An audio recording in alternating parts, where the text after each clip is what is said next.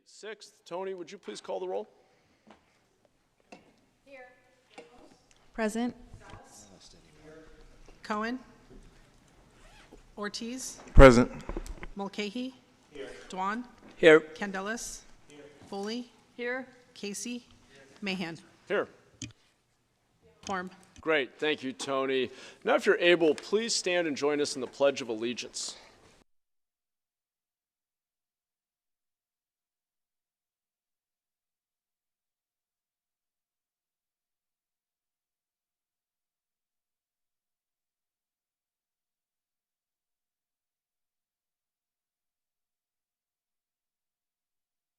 Thank you. Today's invocation will be provided by Victor Vasquez, the co-executive director of Somos Mayfair, and Councilmember Ortiz will tell us more.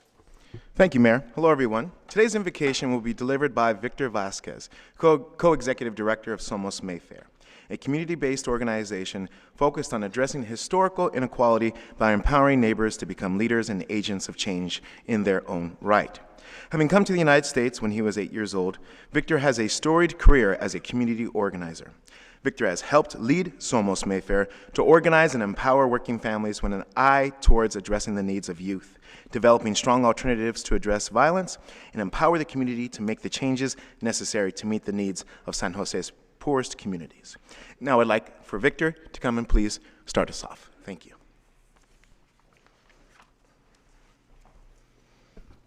Thank you so much to everybody here and for this opportunity. In Nahuatl, the language of the Aztecs, in Xochi, Siwa translates to flower and song.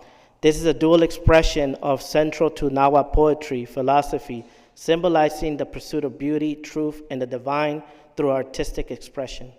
To honor this legacy of Floricanto, I will share the concluding portion of I Am Joaquin by renowned Chicano civil rights leader Rodolfo Corky Gonzalez. I will offer a closing prayer written dedicated to the most vulnerable people in our community. Although we have a Hispanic Heritage Month, I think that it's appropriate that May is the Chicano Heritage Month, and I would like to honor that through a few words. I hope that I can do Corky justice. I am Hidalgo, Zapata, Murrieta, Espinosas. They are but a few. They dare to face the force of tyranny of men who rule by deception and hypocrisy. I stand here looking back, and now I see the present. I am that farm worker. I am that politico coyote of the same name, Joaquin, in a country that's wiped out all of my history, stifled all my pride, in a country that's placed different weight of indignity upon my age-old burden back. Inferiority is the new load that we carry. The Indian has endured and still emerged the winner, victorious. The mestizo must yet overcome, and the Huachapin will only just ignore. I look at myself and see part of me who rejects my father and my mother and dissolves into the melting pot. To disappear at times in shame, I sometimes sell my brother out and I reclaim him for my own when society gives me token leadership. In society's own name, I am Joaquin, who bleeds in many ways. The altars of Moctezuma, I stand a bloody red. My back of Indian slavery was stripped crimson from the whips of masters who will lose their blood so pure when the revolution made them pay. Standing behind the walls of retribution, blood flowed from me in every battlefield between campesino, slave, and master in revolution. I jumped from the tower of Chapultepec into the sea of fame. My country's flag, my burial shroud, with los niños whose pride and courage could not surrender with dignity their country's flag to strangers in their own land. Now I bleed in some smelly cell, or by the club, or from the gun, or the tyranny. I bleed as the vicious gloves of hunger cut my face and eyes, as I fight my way from stinking barrios to the glamour of the ring, the lights of fame, or the mutilated sorrow. My blood runs pure on the ice-caked hills of the Alaskan Isles, on the coarse, strong beach of Normandy, the foreign lands of Korea, and now Vietnam, Iraq, the Middle East, and Palestine. Here I stand before the court of justice, guilty from all the glory of my raza, to be sentenced to despair. Here I stand poor in money, arrogant with pride, bold and rich with courage, and wealthy in spirit and faith. My knees are caked with mud, my hands calloused from all the work I've made the Anglo rich, yet equality is but a word. And the Treaty of Guadalupe has been broken, and it is but another treacherous promise. My last is lost and stolen. My culture has been rampage, and I'm left in the line of welfare doors and fill the jails with crime, and those then are the rewards that this society has for the sons and daughters of chiefs and kings and queens and bloody revolutionaries who gave them foreign people all their skills and ingenuity to pave the way with brains and blood for those gold-hungry strangers who changed our language and plagiarized our deeds, has feats of valor and claimed it of their own. They frowned upon our way of life and took what they could use. Our art, or literature, or music, they ignore, so they left the real things of value and grab at their own destruction by their greed. They overlooked the cleansing fountains of nature and of our brotherhood and sisterhood, which is who is Joaquin. The art of our great señores Diego Rivera, Cisqueros, Orozco, and dare I say Frida, Lora di Cervantes, Cherry Moraga, Gloria and Saldúa. They are but another act of revolution for the salvation of humankind. Or mariachi music, the heart and soul of the people of the earth, the life of the child, the happiness of love, the corridos of our people that tell the tales of life and death, of tradition, legends of the old and the new, of joy, of passion and sorrow, of the people, and that's who I am. I am in the eyes of a brown woman sheltered beneath her shawl of black, deep in sorrow, agony, that bear the pains of sons and daughters long buried or dying, dead on the battlefield or on the barbed wire of social strife. Her rosary she prays, her fingers endlessly like the family working down a row of beats to turn around and continue to work and work and work. There is no end. Her eyes a mirror of the warmth and all the love for me and us, and I am her, and she is me. We face life together in sorrow, in anger, with joy, with faith, and wishful thoughts. I shed the tears of anguish as I see my children disappear before the shroud of mediocrity, never to look back and remember me, remember us. I am Joaquin and I must fight, and I win this struggle for my sons and daughters. They must know me and who I am. I am part of my blood that runs deep in me could not be vanquished or conquered by them. I defeated them after 500 years, and I have endured. Part of the blood that is mine has labored endlessly, 500 plus years under this heel of lustful greed. I'm still here. I have endured in the rugged mountains of our country. I have survived the toils and slavery of the Spanish and American fields. I have existed in the barrios of the city of East San Jose, in the shovels of bigotry of Silicon Valley, in the mines of social snobbery, in the prisons of dejection, in the muck of exploitation, in the rejection of gentrification, and in the fierce heat of racial hatred. And now the trumpets are sound clear. The music of the people stirs the revolution. Like a sleeping giant, it slowly bears its head to the sound of tramping feet, of clamoring voices, of mariachi strains, of fiery explosions, the smell of chile verde, and the soft brown eyes of expectations for a better life. And in the fertile farmlands, the barren plains, the East San Jose mountain villages and hills, smoke-smeared cities, we start to move. The movement of the people, la raza, Mexicano, Español, Latino, Chicano, whatever I call myself. I look the same, I feel the same, I cry the same, and I sing the same. I am the masses of the people, and I refuse to be absorbed. I am Joaquin, the arts are great, but my spirit is strong, my faith is unbreakable, my blood is pure, a mastic warrior in Christian Christ. I shall endure, I will endure, and I remain suited in East San Jose porque sí se puede. The next 30 seconds is dedicated to a stat that I learned this week. Income inequality has left over twice as many Latinos reporting unstable housing, and the number of unhoused Latinos has more than doubled in the past decade, now representing 41% of all unhoused residents. This is from the Latino Health Assessment. So I would like to end with a prayer for the homeless. Our prayer for the homeless. Hear a prayer today for all the women, men, and children and youth who are homeless in this cold winter day or this hot summer evening.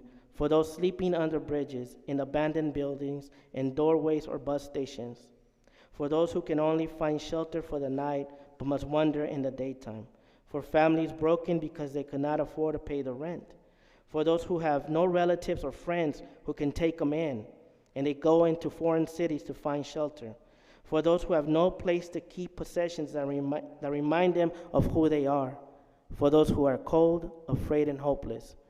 A prayer for those people who we pray that you will provide shelter, security, and hope. We pray for those with warm houses and comfortable beds, that they not be taken into complacency and forgetfulness or hatred.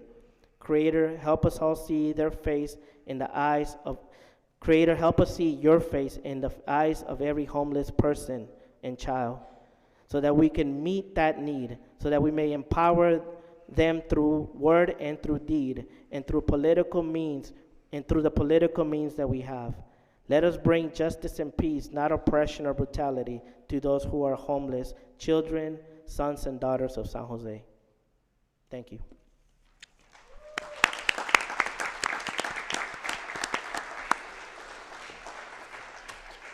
Thank you for being with us to do the invocation today, Victor. We appreciate it. We are on to our ceremonial items. Councilmember Kamei and Councilmember Duan, if you would join me at the podium, we will recognize and proclaim May as Asian American and Pacific Islander Heritage Month.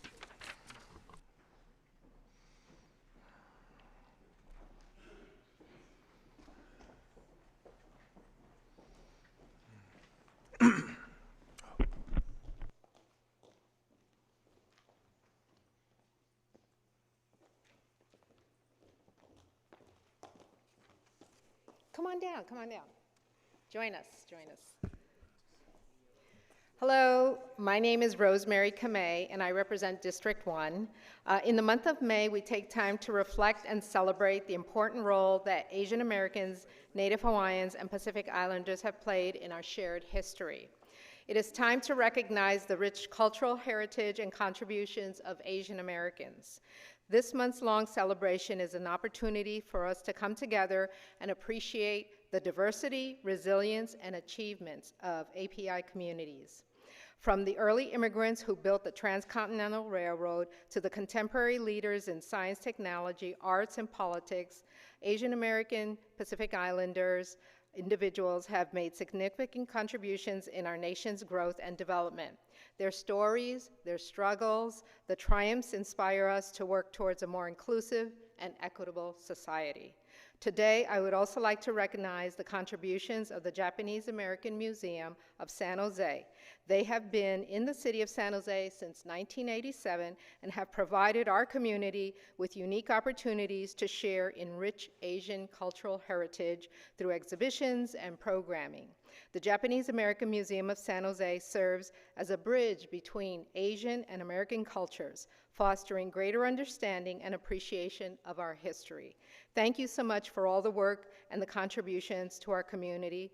And now I'd like to introduce Vanessa Hatakayama, Executive Director of the Japanese American Museum of San Jose.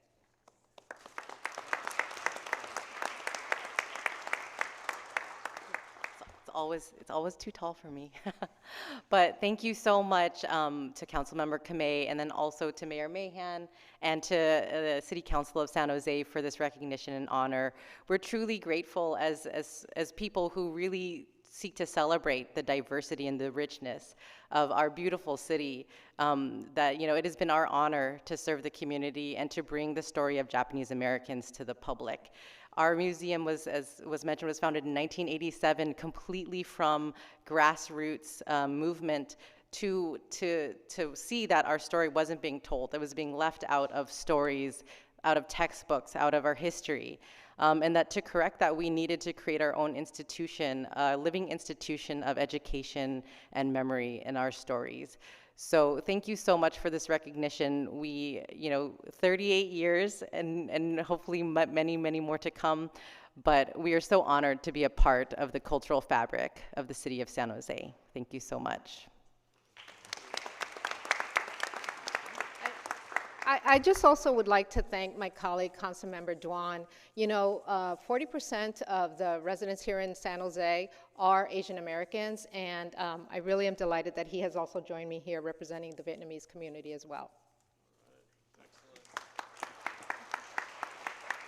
Are we ready? Okay, so on behalf of the city and all the council members have signed this proclamation of Asian American Pacific Islander Heritage Month. So there you go. Thank you. Yeah, and we'll take a big photo here. Yeah. All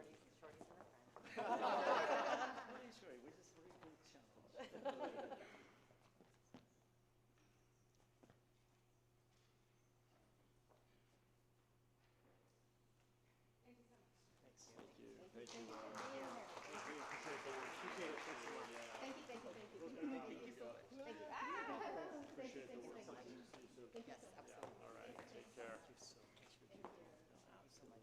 Thank you so much.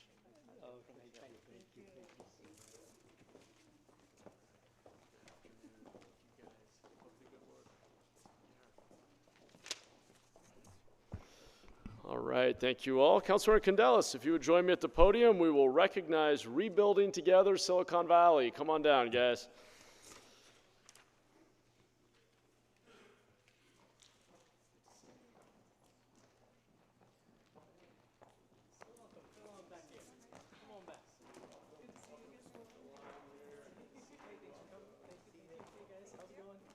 Thank you. Hey, long time no see. How's it going? Hey, hello, hello. Hey, how are you? Welcome, welcome. Hey, how's it going? All right, good afternoon, everybody. Today, we are recognizing an incredible organization that has made a lasting impact on the lives of the many in our community, Rebuilding Together Silicon Valley. For decades, this organization has been dedicated to repairing homes, revitalizing neighborhoods, and rebuilding lives, ensuring that our most vulnerable neighbors can live in safe and healthy homes. Whether it's seniors, veterans, or families with limited income, Rebuilding Together Silicon Valley steps in with compassion, skilled volunteers, and a tireless commitment to equity and dignity. Their work wouldn't be possible without the dedicated volunteers and community partners who bring their efforts to each project, showing what's possible when we all work together. I had the privilege of actually joining Rebuilding Together on their rebuilding day just 2 weeks ago. They were rebuilding, painting, and fixing and upgrading homes in my own district. So I've seen their work firsthand. They even tried to get me on a ladder, but I said I'd rather take the picture. But you know, each April and October, these home repair blitzes bring together hundreds of volunteers, dozens of sponsors to repair and rehabilitate, whether it's nonprofit facilities or homes of many low-income homeowners. They restore homes, but they also restore pride and hope in our neighborhoods. And so I want to thank Rebuilding Together for their dedication to creating stronger neighborhoods here in the city of San Jose. And now I'd like to pass it over to Elena, who is a development director for Rebuilding Together Silicon Valley, to share a few words before the mayor presents the commendation. Elena? Hello, everyone. Good afternoon, Mayor Mahan, Councilmember Candelas, and esteemed fellow council members. My name is Elena. I'm our development director at Rebuilding Together Silicon Valley. I'm honored to be here with so many of our staff. The people behind me do amazing work to support our low-income neighbors in need every single day. I just get to bring in the money to support that work. So definitely appreciate each and every one of them. On behalf of our entire team at Rebuilding Together, I want to express our heartfelt gratitude for your recognition and commendation of our home repair programs. Your support not only honors the work that we do, it uplifts the dignity of the low-income neighbors we serve every day across the city of San Jose. At a time when vital outside funding sources are at risk, the acknowledgement here today sends a really powerful message that our community values safe, healthy, and accessible housing for everyone. Our mission is rooted in equity and compassion, ensuring that seniors, veterans, families with young children, and other low-income neighbors in need remain safe in their homes, and homes are the heart of that stability in our community. Thank you again for standing with us. Your partnership is not only appreciated, it's essential to the continuation of our work. So, thank you. All right, Mayor, will you present the commendation? Who's taking it? Who's receiving this on behalf of the council? Victoria.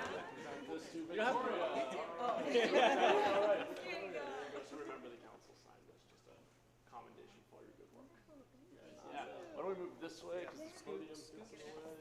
Scoot that way, we can grab a quick group photo.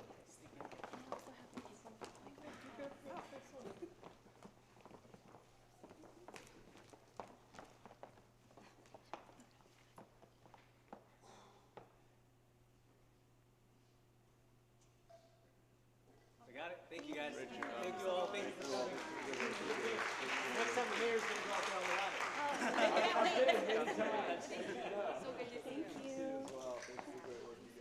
Good to see you. Yeah, thank you. Appreciate it.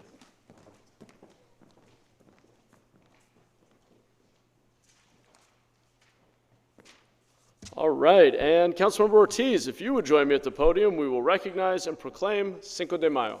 Great. I would like to invite the committee to please join me down there, as well as my colleagues on the council.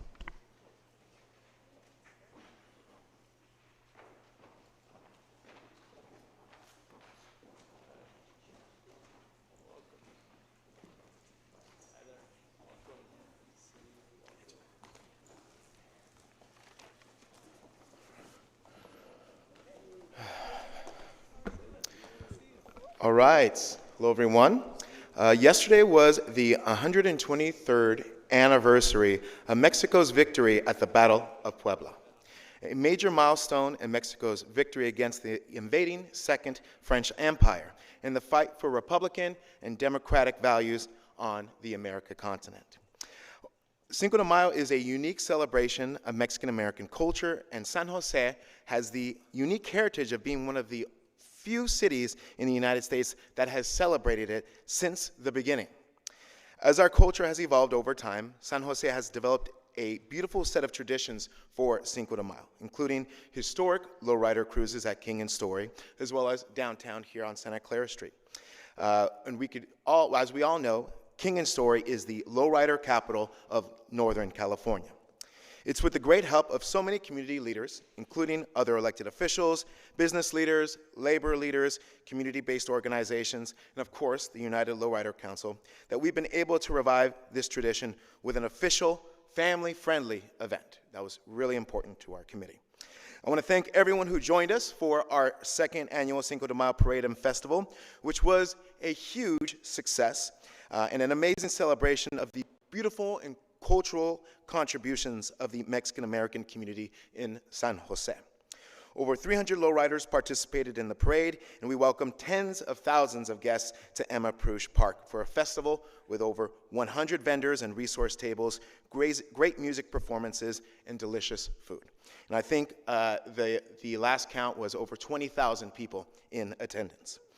It's my honor to present alongside the mayor and the entire city council a proclamation recognizing Cinco de Mayo to the Cinco de Mayo Committee. Now I'd like to ask the president of the United Lowrider Council, David Polanco, to please share a few words.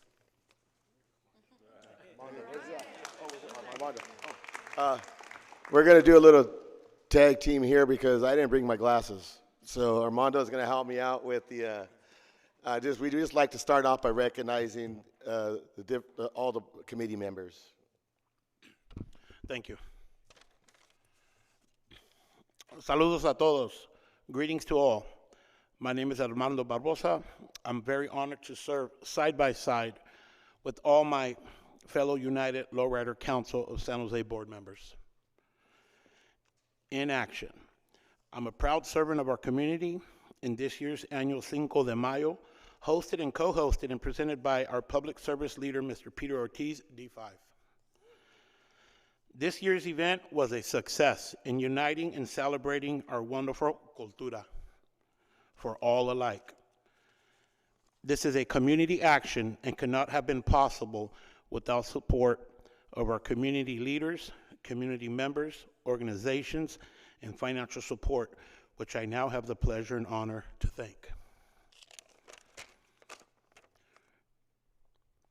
Councilmember Ortiz, Councilmember Pamela Campos, Councilmember Domingo Candelas, Supervisor Betty Dung, LAUNA Local 270, ATU Local 265, La Raza Historical Society, Mas Dulce Productions, Consulado Mexicano en México, Latino Business Foundation, Silicon Valley, Concrete Rose Coalition, Alum Rock School District, Supervisor Sylvia Arenas, Somos Mayfair, Alum Rock Santa Clara Street Business Association, San Jose Pal Stadium, Raza del Sol, Federación Zacatecana, and Brenda Sendajes. Thank you, everybody, for allowing me to be of service.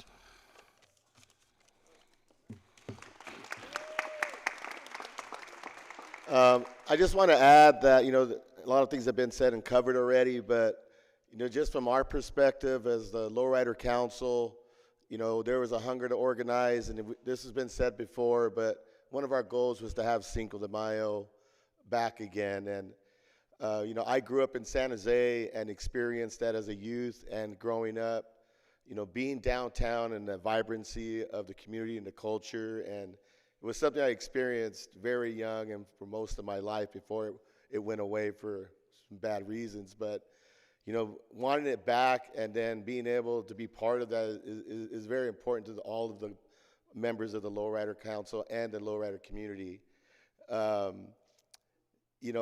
When we decided to get organized and we had a small Cinco de Mayo gathering at Tiki Pete's down over here on Market Street, and we had like about 100 people showed up, and man, we made it big. We did a good thing. It was a good cruise, and it was great. But then that was 6 years ago.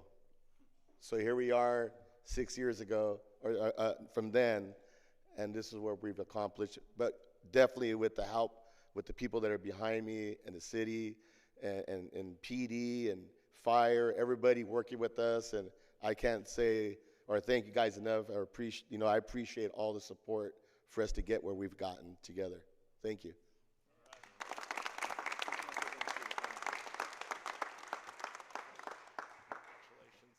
Great job. Really impressive, all the progress. It's awesome. We're happy to support. I don't know if we're able to squeeze in to one. We may need a couple of layers.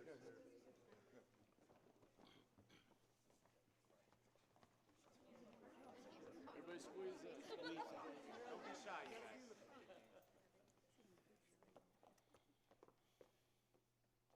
have to do a panoramic. Took a lot of people. People power.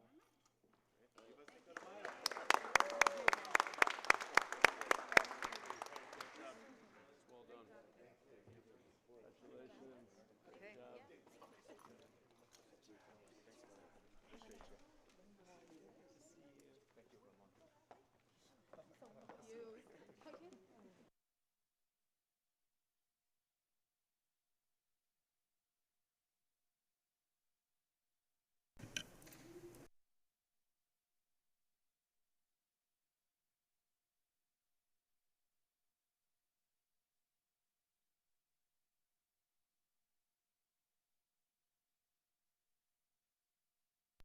All right. Thank you all very much. That concludes our ceremonial items. We're now on to orders of the day. And a few notes here. I will ask my colleagues for a motion. The City Attorney's Office has suggested moving item 3.3, which is the report on request for proposals for an advanced metering infrastructure solution, to be heard concurrently with the joint City Council and Finance Authority items 1 and 2. And the City Attorney's Office has further suggested moving item 5.1, Guadalupe Gardens Master Plan Amendment, to land use so that we can hear all general plan hearing items together. So that will make our completion of the agenda items a little easier. May I have a motion to that effect? Second. Thank you. And did we have any other suggested changes from the council? I didn't see any, wasn't aware of any. I don't see any hands. Okay. Tony, do we have any public comment on orders of the day? No, we do not. Okay, thank you. Why don't we vote?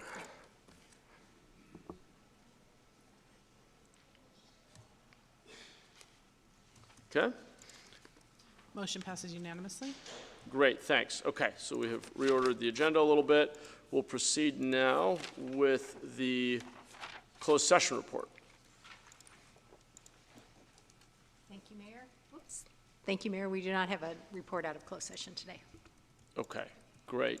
Next is the, thank you. Next is the consent calendar. Are there any items council would like to pull from consent? And again, I was not made aware of any.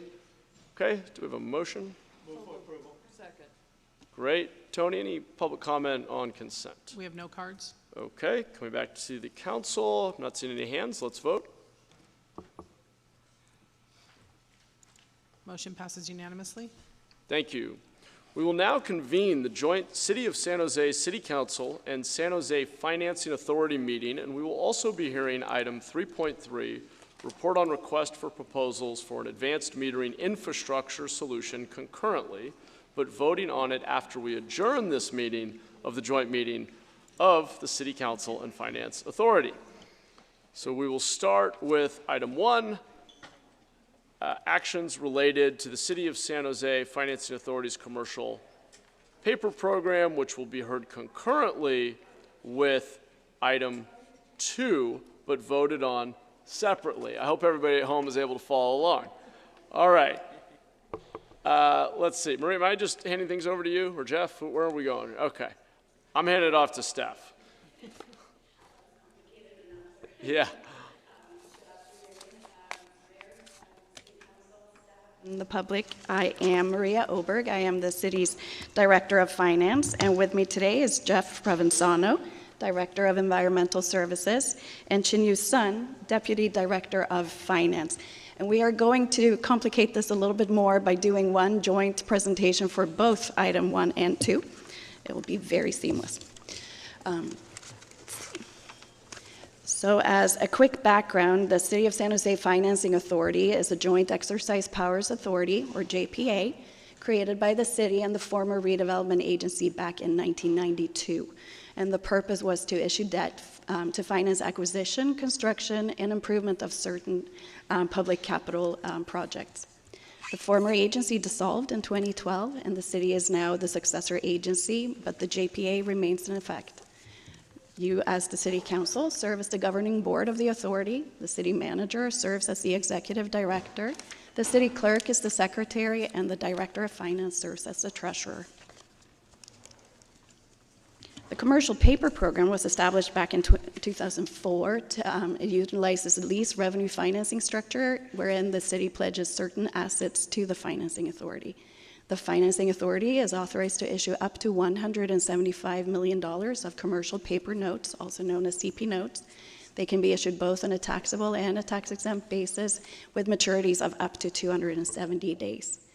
The maturing notes are either paid in full, both principal and interest, or they are rolled or remarketed to the following maturity date. It is, in short, a short-term or interim borrowing at variable interest rates. It's secured by lease payments, pledged assets, and a letter of credit. That letter of credit is currently held by U.S. Bank, and it will expire at the end of June this year. There are benefits and risks with everything, including commercial paper programs. The benefits are that they are short-term financing at a lower cost of borrowing. There are no additional liens on capital projects, and it has a flexible amortization schedule. The downside is that it requires a letter of credit, which has renewal risks. It's at variable interest rates, so interest rates can go up or they can go down. The letter of credit bank could potentially be downgraded, and of course, there is a slight risk of the marketability of commercial paper notes. If no one wants to buy them when they mature, we have to pay them off a little sooner than we may have planned. So currently, as I said, the letter of credit provider is U.S. Bank. Since the letter is expiring in June, we did an RFP. We had 7 responders, and we selected TD Bank. TD Bank maintains strong credit ratings with Moody's, S&P, and Fitch. They have committed to provide a letter of credit for $175 million for the Series I CP notes up to 5 years. And they offered us competitive fees. We expect to save the city about $112,000 per year. And with that, we move on to item 2, the actual issuance of commercial paper notes. So we want to thank our key financing team members, our municipal advisor, note counsel, letter of credit bank counsel, and our CP dealers. We really appreciate the collaboration with them. So what are we going to do with this commercial paper? Well, we are going to install advanced metering infrastructure technology to 27,000 meters around the city. This is a configuration of hosted software. It will help us meet water conservation targets and improve customer service. We estimate the construction period to install these will be 2 to 3 years, and the expected useful life of the technology is 15 to 20 years. So we are asking authority to issue tax-exempt commercial paper notes for up to $23 million for the purchase and installation of the AMI project. These CP notes principal will be amortized over 10 years after the project is completed, and the source of payment will be the Water Utility Capital Fund. We do have to pay fees on this project, and it's a commitment fee, a dealer fee, and miscellaneous annual fees that total 0.545% annually. This chart shows you the current utilization of the CP program. As you can see, we have very little outstanding, only about $5.7 million in actual outstanding notes, but the program utilization is around $125 million, divided between PRNS, San Jose Clean Energy, Public Works, and the Environmental Services Department. With the $23 million authorized issuance, we will have a total utilization of a little shy of $149 million. And with that, item 1, our recommendation is long. It's to adopt a resolution approving and authorizing the execution and delivery of a letter of credit and reimbursement agreement, a fee agreement, amendments to certain financing documents, and authorizing other related actions to provide for the issuance of a letter of credit to support the Financing Authority's Lease Revenue Commercial Paper Notes program, and for the release of certain components of the property under the site lease and the sublease, and authorizing the negotiation, execution, and delivery of one or more extensions of the expiration date of such letter of credit. And for item 2, our recommendations are that you conduct a public hearing in accordance with section 6586.5 of the California Government Code and adopt a resolution to approve and authorize the issuance of lease revenue commercial paper notes in an amount not to exceed $23 million to finance the purchase and installation of the AMI project.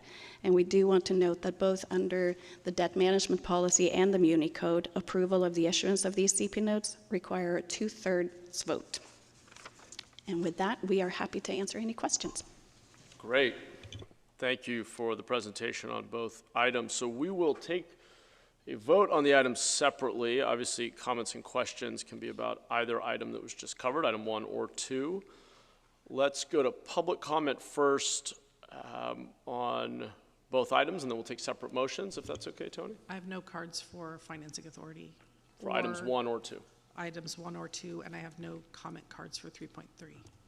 Okay, great. Move approval of item 1. Great. Let me just check. I don't believe there are any hands up there. Correct. Okay, Tony, let's vote on item 1, please. And before anyone makes another motion, let me make a comment. Tony?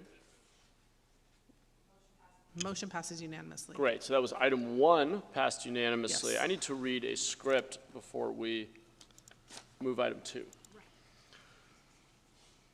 The City of San Jose is proposing to issue lease revenue commercial paper notes by the City of San Jose Financing Authority and the city for the Advanced Metering Infrastructure Project, AMI project, a system-wide upgrade of approximately 27,000 water meters to a cellular-based advanced metering infrastructure system within the City of San Jose municipal water system.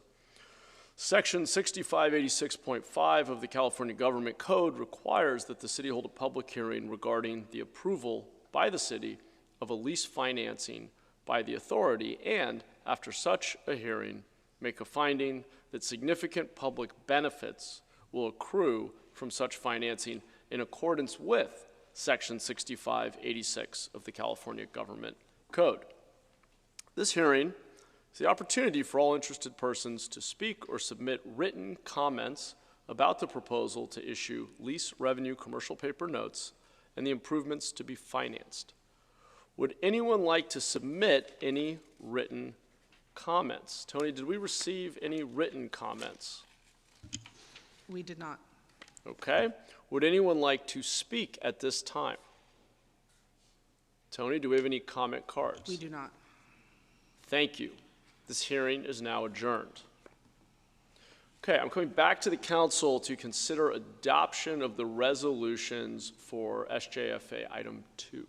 Move approval of item 2. Second. Okay, thank you. I'm not seeing any other hands.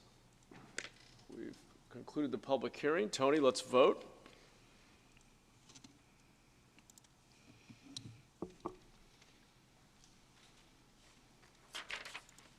Motion passes unanimously. Great. Thank you. We will now, I got this. We will now adjourn the joint City of San Jose City Council and San Jose Financing Authority meeting and return to our regular City Council meeting. However, we are not done. We will now consider adoption of resolutions related to the SJFA item 2. And Nora, I apologize. Do I need to read Part B or C here? You can, it's also in the. I'll go ahead and read it. For Part B, the City of San Jose Financing Authority Board adoption of a resolution to approve and authorize the issuance by the City of San Jose Financing Authority of lease revenue, commercial paper notes, and other related actions. And Part C reads, the city adoption of a resolution to approve and authorize the issuance by the City of San Jose Financing Authority, lease revenue, commercial paper notes, and other related actions. So we're on to item 3.3, which is that right or no? No, you're still in midpoint. I'm sorry. Yeah. Okay. Do we need another vote, though, before we move on here? You voted on it, and it was. So we're good on both so, parts? yeah, you're Okay, good on that, so great. now you can- So once again, just to clarify, I apologize, I did not have it. We are adjourning the joint meeting. We have voted on both, and we are now on to item 3.3. Okay. Move approval of 3.3. Okay, thank you. And Tony, do we have public comment on item 3.3? We do not. Okay, great. Coming back to the council, do we have any questions or comments? Not seeing any. Tony, let's vote, please.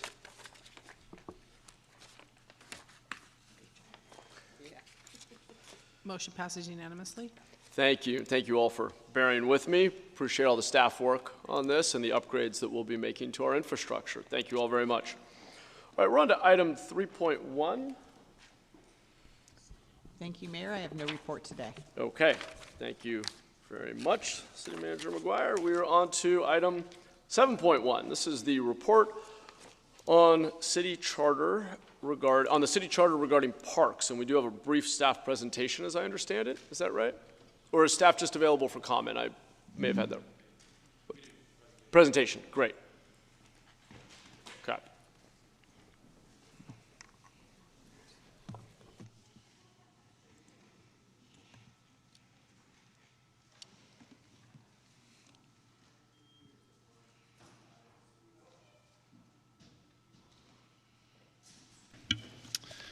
Good afternoon, City Council, Mayor, and residents. My name is John Cicerelli. I'm the Director of Parks, Recreation, Neighborhood Services. With me today, Raymond Costantino, our Deputy Director of our Capital and Planning Program. We're here to talk to you today about charter parks. What does that mean, and how does that apply to the park system? This came up, well, more than a year and a half ago, primarily in District 4, where we had some confusion over a piece of property. And so we wanted to make sure we were clarifying for everybody in all council districts and residents, what is chartered, what does it mean, and are your parks chartered? So we'll run through a quick presentation and be happy to answer any questions you have. Great. Again, my name is Raymond Costantino, Deputy Director of our Capital Projects. So this memo, thanks. This memo will provide clarity on the historical implementation and application of Section 1700 of the City Charter on city parks and memorialize criteria for how staff has been and will continue to evaluate and apply Section 1700 of the charter to all city parks. This memo also includes an inventory of 222 parks and their charter park status. I just want to make a point, the 222 is the most updated number. The staff memo says 221, but this is the most updated number. Next slide. Oh, there we go. The purpose of the memo is to provide implementation of Section 1700 of the City Charter, encapsulate the city's historical interpretation of the application of Section 1700 of the City Charter since 1965, memorialize the criteria for how Section 1700 has been and will continue to be applied to all city public park properties, and provide an inventory of charter parks. Next slide. The City Charter has protected city public parks since 1896, with the current Section 1700 approved by the voters in 1965, and changes to the City Charter would require voter approval. Section 1700 sets forth the general rule with respect to the use of city public parks as following. The city's public park shall be inalienable unless otherwise authorized by a majority of the voters. It is clear, dating back to 1896, that the voters of San Jose have intended to protect city parks and want to make sure that the city parks are inalienable, meaning they cannot be changed to a different use without voter approval. The language in the City Charter from 1916 and then in 1965 used the same word, inalienable. And then second, however, without a vote of the city, without a vote, the city may lease its parks, including buildings or other structures located in the park, and grant permits, licenses, or concessions in the park for a term not to exceed 3 years. A select number of parks have voter approval for lease terms more than 3 years.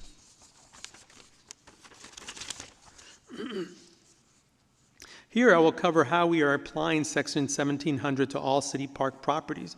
The Charter provides a three-pronged test to determine if a park is chartered, including 1, the city owns the land and fee title. 2, the land has been improved with recreational or park improvements, both active or passive. And then 3, the land is open to the public for public park purposes, allowing the public park to access and use, allowing the public to access and use the improved city land. Criteria 1 and 2 are basically straightforward. Is it opened, and do we own it? The improved criteria seems to be more nuanced. For example, it can be minimal improvements like a path or a bench, or more substantial improvements like the obvious playground. The issue of minimal improvements came up approximately 2 years ago at the Noble Park site. There was an interest to place interim housing at this site, and the housing department thought a particular area of Noble Park was not part of the park and could be developed with housing.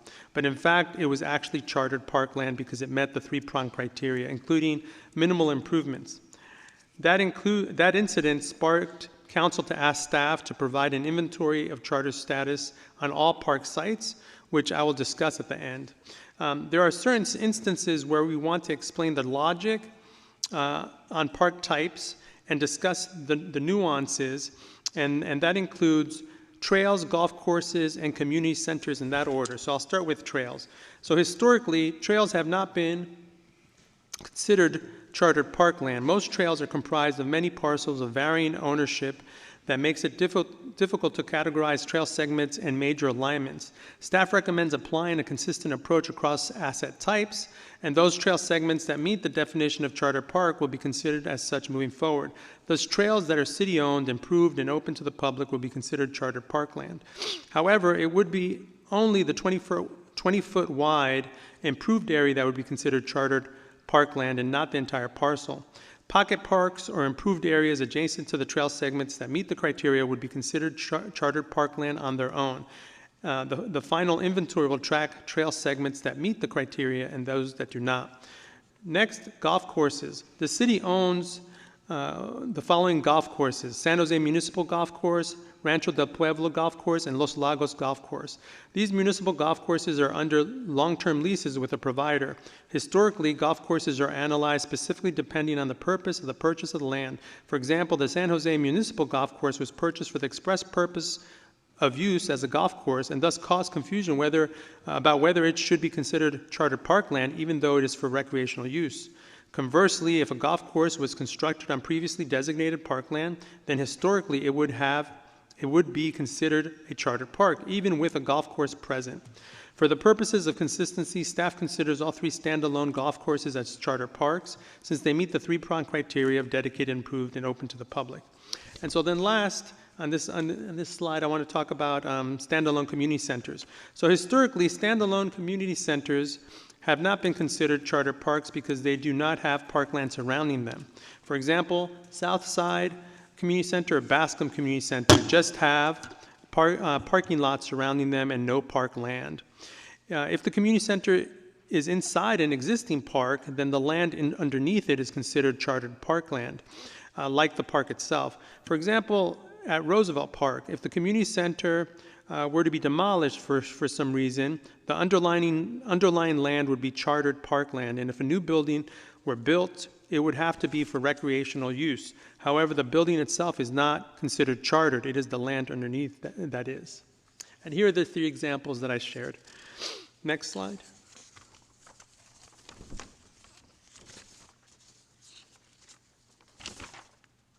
So, of our current inventory, 222 traditional parks, excuse me, of our current inventory of 222 traditional parks, 207 of them are considered charter parks because they meet the three-pronged criteria, while 15 are not, primarily because the city does not own the land. For example, in some cases, the county or PG&E owns the land and they are in the right-of-way, for example. So if DOT is the responsible party and the park is in the right-of-way, it is not chartered. This list here shows the 15 non-chartered parks, and this list is also in the staff memo. Next slide. Here are examples of charter park sites, including Bakesto Park, Sycamore Terrace by Almaden Lake, and then the Noble site with Penitentiary Creek Trail. So these three would be considered chartered. And then I have examples of non-chartered park sites. So Shady Oaks Park, so this one, the land is owned by Santa Clara County. Castellero Tennis Courts, the land is owned by the San Jose Unified School District, and we have a joint use agreement on that. And then Center and Serenade Park, the land is owned by the Department of Transportation, and it is a public park, but is not chartered park. Next slide.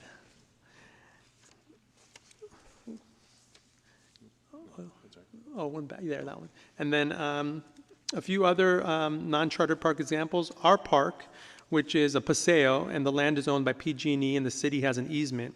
Hester Park, where the land is owned by San Jose Unified School District, and Metcalf Park, the land is owned by Santa Clara County. Next slide.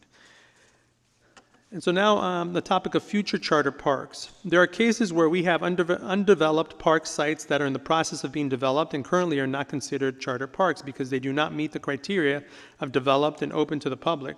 There is concern that some of these sites are vulnerable to being designated for some other type of use. Although they currently do not have charter park status, they will once they are developed and open to the public.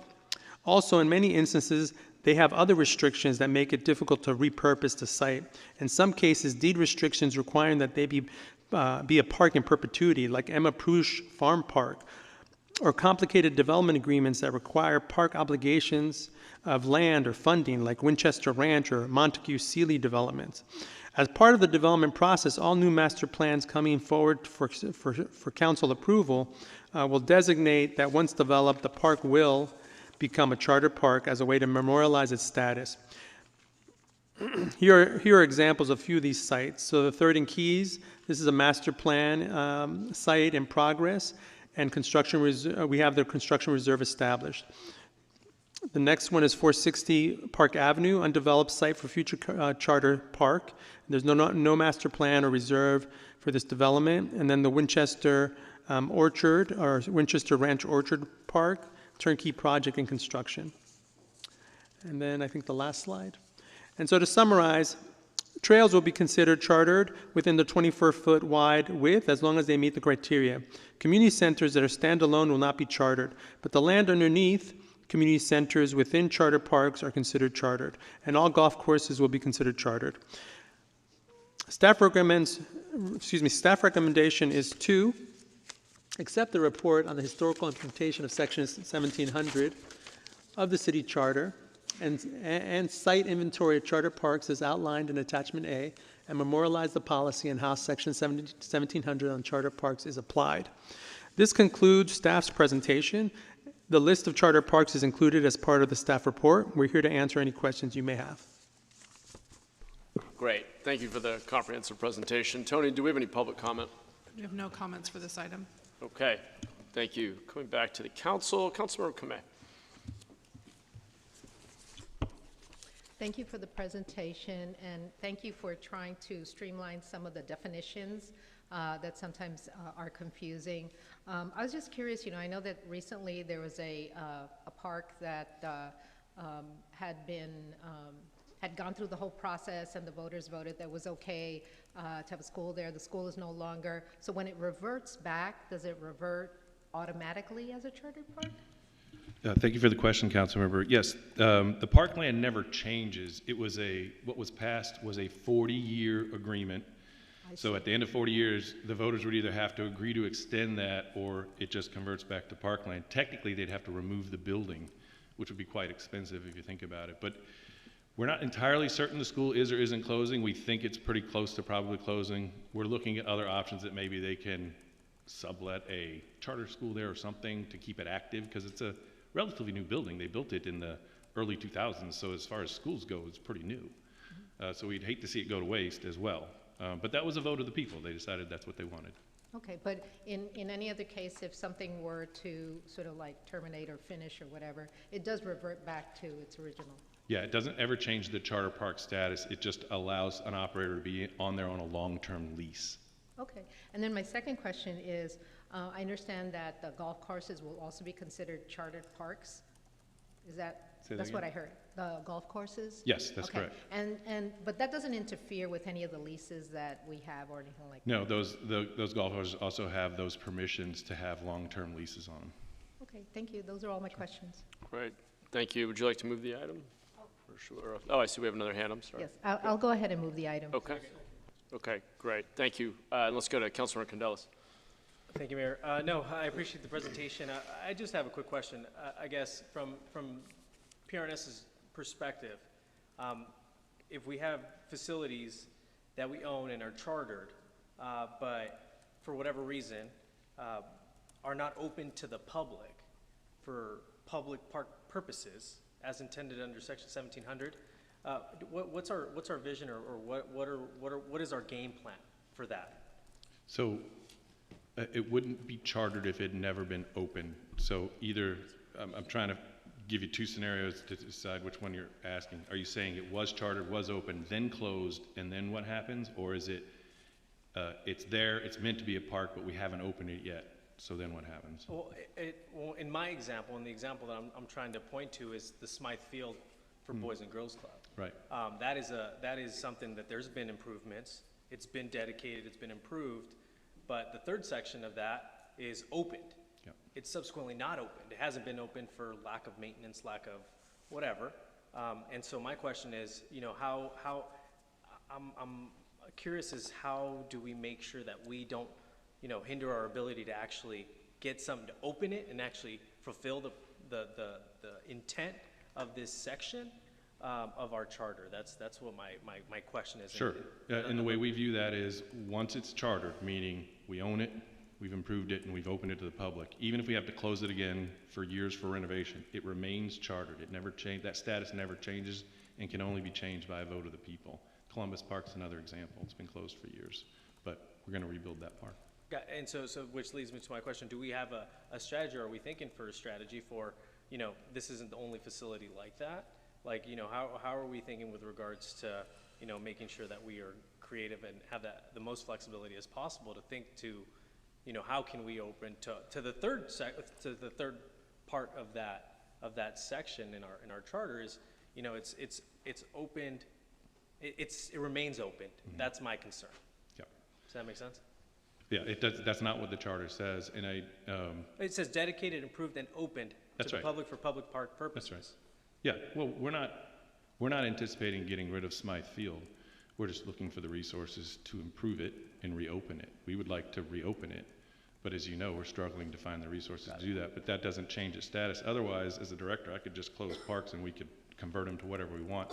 I think the people, remember, this is a charter amendment pushed by the people of the city, and it was because the city was flipping parkland primarily for housing, but other uses, and they said, stop it. Once it's a park, it needs to stay a park. Got it. No, I appreciate that, John, but I guess my question was more so our vision for, how do we make sure that if in the case of Columbus Park, which we finally got open because of something that happened in 2000, the last Measure A or Measure P dollars, what's our vision for other parks or other parkland, chartered or not, probably chartered, that we can reopen and make them playable, make them usable for our community? And that's, I guess, I don't expect you to have an answer. I just, was hope this is on your radar. Yeah, we don't want parks to be closed. We don't want parks to be unavailable to the public at all, ever. Got This one's relatively unique. It is an unusual thing for us to have a park closed for any period of time once it's been opened. Right, and and you and I have gone back and forth because I know this is one of those parks that we were thinking, how can we get creative with the Boys and Girls Club on a long-term lease, and having the opportunity to having philanthropic dollars come in and invest it so we can open it up quicker than having to find limited city resources to open it. And that was part of my question. Yeah. How can we think creatively in situations like this where we can ultimately achieve the goal of having it open to the community and playable and usable, rather than, oh, it's city chartered parkland, we want to have it remain that way, but we don't have the money to open it, and it's going to sit fallow for years and years and years until we find that money. So that being said, I'm good with the rest of my question. Thank you. Great. Thanks, Councilmember. Appreciate the questions. Let's go to Councilmember Salas. Yeah, on one of your slides, you mentioned that a concessionaire could only have a 3-year contract. I'm guessing you've had this discussion before, but I don't think a concessionaire could make much of a capital improvement for 3 years. Could you just really briefly describe, like if we had a solid concessionaire who needed a 5 or 10-year contract, is that even possible? Would it have to come to council separately? Yeah, we have creative ways to get up to about 10 years under that 3-year rule. Beyond that, we don't. However, we have a policy and charter provisions that we have several parks where we've been given permission by the voters to go longer term. I'll list a few of those.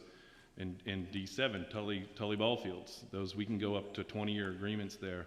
Almaden Lake Park, Columbus Park, anything along the Coyote Creek chain, which includes several parks, all those could be up to 55 years. Kelly Park, Lake Cunningham, Police Athletic League, Ramblewood Park, which Councilmember Kamei brought up, was the lease with the school. That's a 40-year lease. Silver Creek Linear Park in District 8 is an interesting one. The voters voted back in 2006 to put the fire station there because it was on parkland, and you couldn't just put a fire station on parkland because it's not recreational use. But the voters said okay, so we were able to do it. But most parks are generally neighborhood serving. And so your local neighborhood park, most people don't want a long-term vendor in the neighborhood park. So you're looking at the more regional or community serving parks, we call them, that have bigger things going on. And so a good example is the Guadalupe River Park Conservancy. What we do is we write a 3-year agreement, but then we have 2 more 3-year renewals within that same agreement. So at each 3-year, we check in, make sure everything's okay. Do we want to keep going? We can keep going. We can only do that a couple times. And so that's more or less the longest we can do on the smaller parks that don't have these extra permissions. And that's one of the ways we've gotten around it. Great, thank you. Okay, thank you. Do we have any other questions? I'm not seeing any. We do have a motion. Tony, let's vote.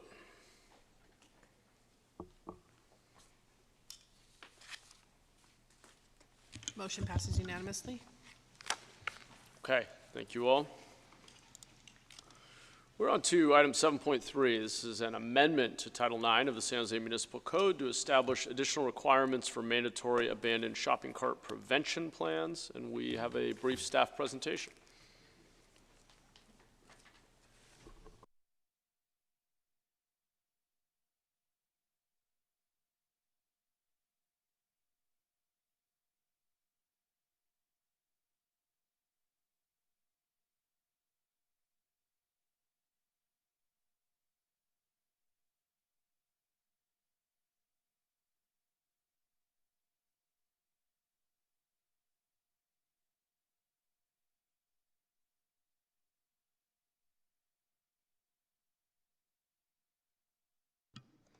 Good afternoon. My name is Peter Hamilton. I'm assistant to the city manager in the city manager's office, and I'm joined today in the box by Chris Burton, director of planning, building, and code enforcement, and Rachel Roberts, deputy director. And we're back here today to talk to you about shopping carts. So we were here last in February, where we received this direction from you. The first box there is the staff recommendation, which the council approved, directing staff to go and do outreach with retailers on various strategies to address abandoned shopping carts, and also to advocate for a change in state law regarding the city's ability to retrieve and recover costs for abandoned shopping carts. In the second box there is additional council direction that was also approved, and it directs us to pursue an agreement for a cart retrieval contractor to retrieve carts on the city's behalf, to report back on efforts to establish a voluntary cost recovery program for shopping carts, similar to the city of Milpitas, and then specific direction on 2 code amendments. One, to prescribe stronger loss prevention strategies in our current ordinance, and 2, to establish a penalty for stealing a shopping cart. So we're here to report back to you on this direction.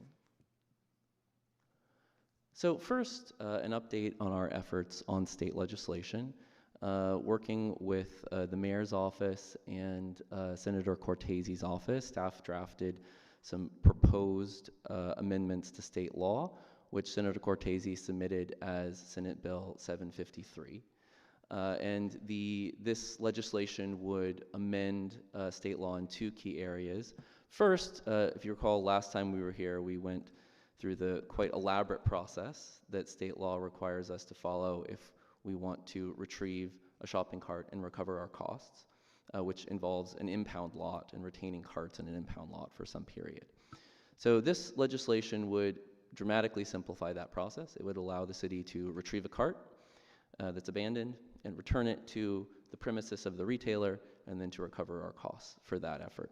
So no impound lot, a much simpler process. It would also give local jurisdictions more flexibility in fining retailers for not collecting a shopping cart after they've been noticed. So state law for a few decades now has capped that fine at $50, and this legislation would let cities and counties set their own local fine. So that's the proposal. The legislation will be heard by the Senate Local Government Committee tomorrow, and staff will be present to testify in support, and we'll continue to advocate for this legislation and work with Senator Cortese's office through the legislative process. We are also bringing back to you, and this is our recommendation today, a proposed amendment to the city's shopping cart ordinance. As we discussed last time, currently the ordinance requires that retailers with 26 or more carts submit a yearly plan that shows how they will retain carts on site and retrieve them if they're stolen. But the plan, the current ordinance allows retailers a great deal of flexibility as to how they address those issues in their plans. So the ordinance amendment here would provides more specific guidance on the strategies that they have to choose from. So we're not prescribing one of these strategies, but we're saying we're giving the retailers a collection of 3 strategies, and we're saying they need to choose one of them. At least one of these 3 needs to be included in their plan. And the strategies they have to choose from are theft prevention devices. So these are devices such as electronic wheeled locks that would physically prevent the removal of the cart from their premises. Security deposit devices, where a shopper would have to pay a small amount of money to use the cart, and then would have that money returned upon returning the cart. And 3, a cart retrieval contract. And specifically, we set certain standards for what the contract has to provide. It would need, the retailer needs to have a contractor who provides weekly proactive efforts to retrieve carts on the retailer's behalf, and they need to be able to respond within 24 hours when the city identifies a cart for them to pick up. And to ensure that they comply with this, they would need to submit a copy of the contract along with their plan. The city, we conducted outreach on this proposal with retailers. We heard mixed feedback on some of these options. I think some retailers who participated in the outreach had experience with wheel locks, indicated that this system can be defeated fairly easily. People can still steal carts even if they do operate a wheel lock system. And it can be difficult to install in some shopping centers depending on the configuration, and can be costly to install and maintain. Security deposit devices, most retailers don't have experience with these. We understand that they're fairly commonly used in Europe, but in the United States they're somewhat rare, so the retailers in our outreach did not have direct experience with them. But retailers did have experience with cart retrieval, and many retailers already pursue this strategy, and if they chose this option, they would need to comply with the enhanced standards that we prescribe in the code amendment. Another thing to note, there are retailers of various sizes in the city. The staff proposal would exempt from this additional requirement, would exempt retailers with 75 or fewer carts. So retailers between 26 and 75 carts would still need to submit a plan, but they would be under our current more flexible regulations. Retailers with 76 or more carts would need to comply with these enhanced regulations and need to choose one of these options. So the purpose of that is for very small retailers to not create an undue burden on them with these enhanced requirements. And finally, we did receive direction to establish a penalty for stealing a cart. And working with the city attorney's office, we've determined that we already have the ability to cite and fine for that kind of violation. So we're not recommending any amendment there. Third, we have made progress in bringing on board a contractor to provide a cart retrieval service. As we discussed in February, we're pursuing a pilot program with existing funding from the Code Enforcement non-personal budget. We are pursuing a pilot program that's specific to geographic areas, which based on feedback from a number of different parties, from our staff, from our retailers at the outreach meetings, have particular challenges with abandoned carts. So you see the maps of the two areas here. Pilot Area 1 extending from roughly just south of the airport down to Tully Road, which includes downtown, Story Road, Coleman Avenue. All areas where we've heard reports that shopping carts are a particular problem. And Pilot Area 2 is right at the Blossom Hill Almaden Expressway intersection, which has a number of very large retail centers and also a creek. So the approach would be to have a contractor retrieve carts on behalf of the city in these two areas. And we have a contractor who we are in the process of bringing on board, and we expect to begin service this month. Expect to run the pilot program for about 3 months. Expect the contractor would retrieve carts on the public right-of-way or other areas that are easily accessible, such as trails. I think the area where the contractor would not retrieve carts are any areas that may be hazardous to their employees, such as down in creeks. But otherwise, if carts are easily retrievable, they would retrieve them. We also direction also asked us to pursue San Jose 311 integration. Our recommendation would be, since we're starting off with a pilot program, which we hope will help us learn how to best implement this program on an ongoing basis, to wait until we roll out the service for the whole city to pursue 311 integration, as allowing 311 requests for just specific geographic areas in the city could be somewhat confusing and difficult to implement. So we would propose to return to you again in September with the results of this pilot program and recommendations for an ongoing program, including 311 integration. We also directed us to report back on efforts to pursue a voluntary cart retrieval program, and under this program, retailers would voluntarily reimburse the city for our efforts to retrieve carts with our contractor. We're proposing to, we did explore this option. We did some outreach with retailers on it. The feedback we received is, it would really depend on the value retailers would get from the program, in particular what the cost structure of the program would be as to whether they would be interested in participating. There's also a dependency here around the state legislation. If the city were given the ability to recover its costs as proposed in the state legislation, a voluntary program probably wouldn't make sense.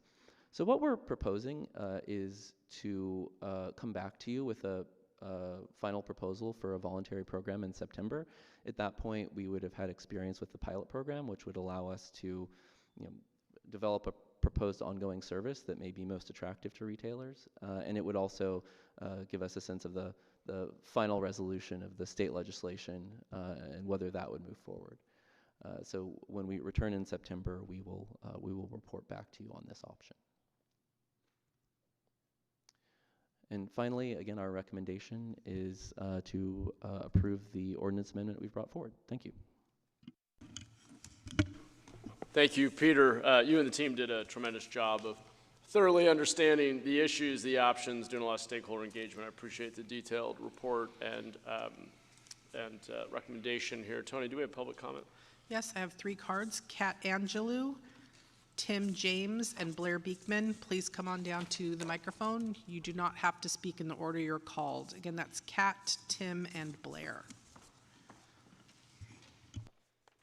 Good afternoon. My name is Kat Angelov, Policy Manager for the San Jose Chamber of Commerce. We're here today in support of the local ordinance update, as the issue of shopping carts on our streets has had numerous negative impacts on our city, from cluttering sidewalks and disrupting waterways to diminishing the overall appearance of our public spaces. We see the proposal as a balanced approach that keeps streets and creeks cleaner while offering large retailers flexible options such as theft prevention devices, security deposits, or cart retrieval contracts. Limiting the requirement to retailers with 76 or more carts promotes accountability without burdening smaller businesses.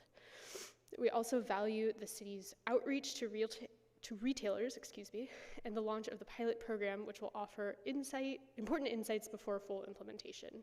Together, the ordinance changes and pilot represent a collaborative step forward toward reducing blight, enhancing safety, and supporting our retailers in finding practical solutions. Thank you. Thank you. Next speaker.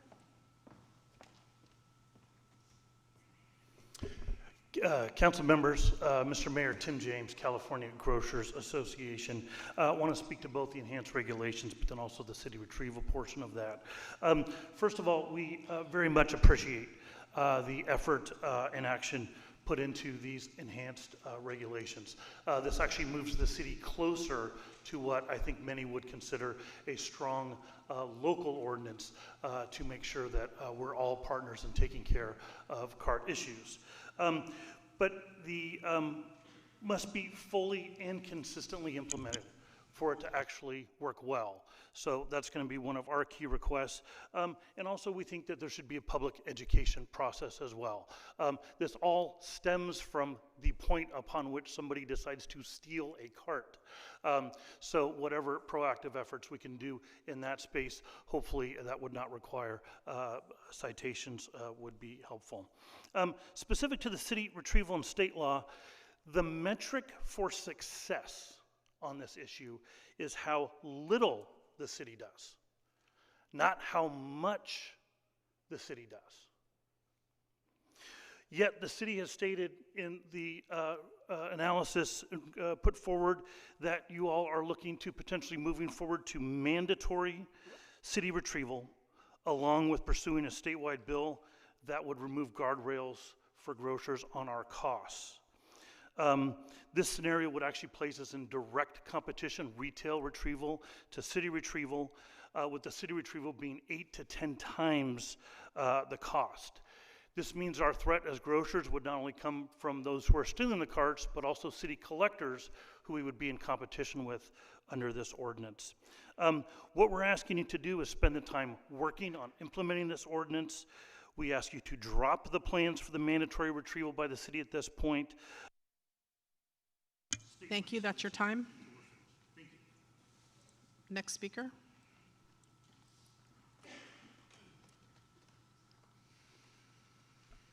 Hi, Blair Beekman. I'm back in San Jose for a while. I'll be here for the next month, so maybe I'll be here at some public meetings. Learning process for myself, trying to figure out what's what going on here.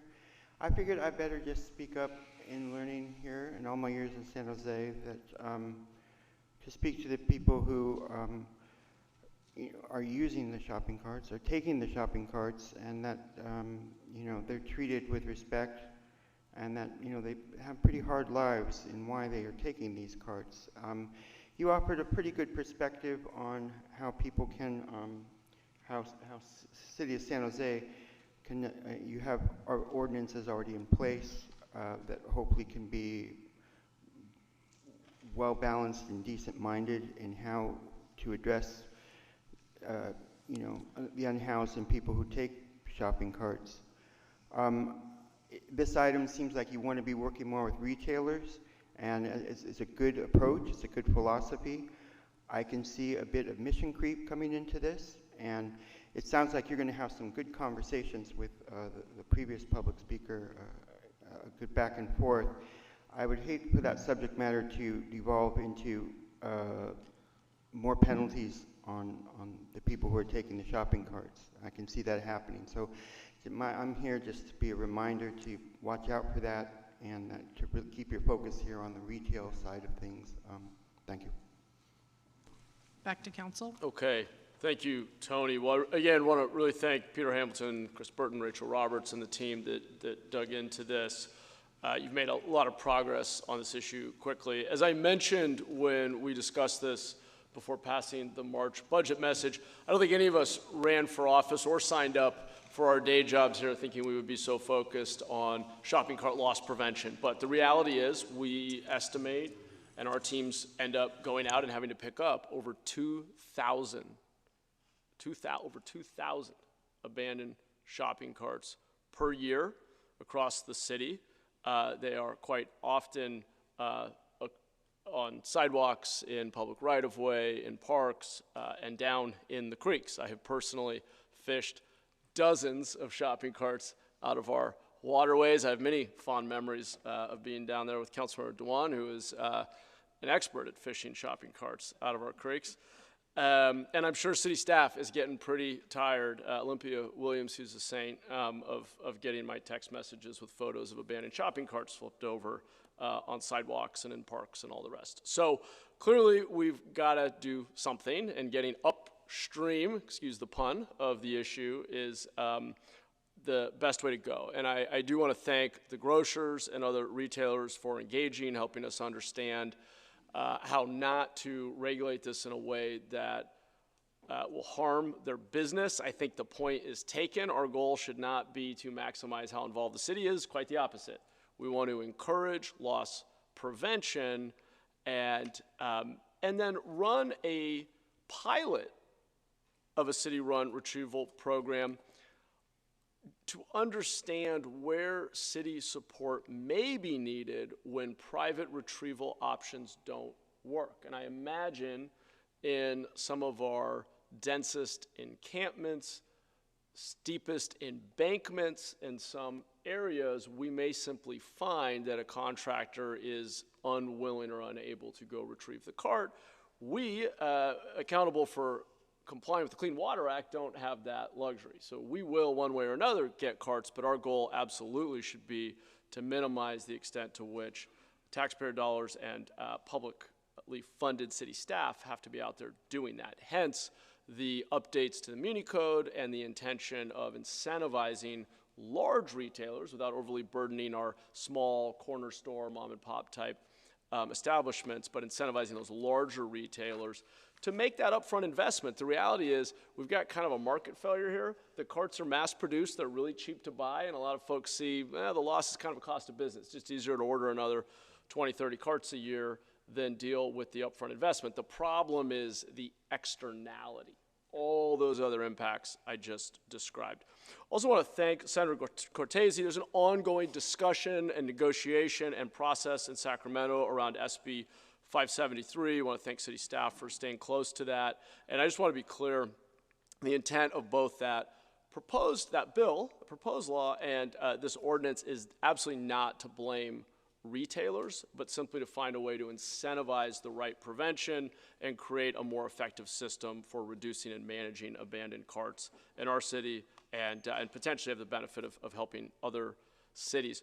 Currently, under state law, we are limited to recovering $50 per occurrence and mandated to operate an impound lot that has to be staffed, open, and if the carts are picked up in 72 hours, we get zero cost recovery. It's not a feasible model for us to actually manage this. So Senator Cortese's bill explores allowing local governments to directly return carts to retailers, pick them up immediately, and recover the associated costs. But again, that's not our primary goal here. Our goal is to prevent carts from being out there in the first place, to have clean and clear sidewalks, safer streets, clean parks, waterways that are not polluted, and really tackle this blight and public safety issue. So I appreciate all the good staff work. I think this ordinance update and the pilot are a great step forward, and we'll continue to engage with grocers and other big retailers to make sure our advocacy and legislation is thoughtful and measured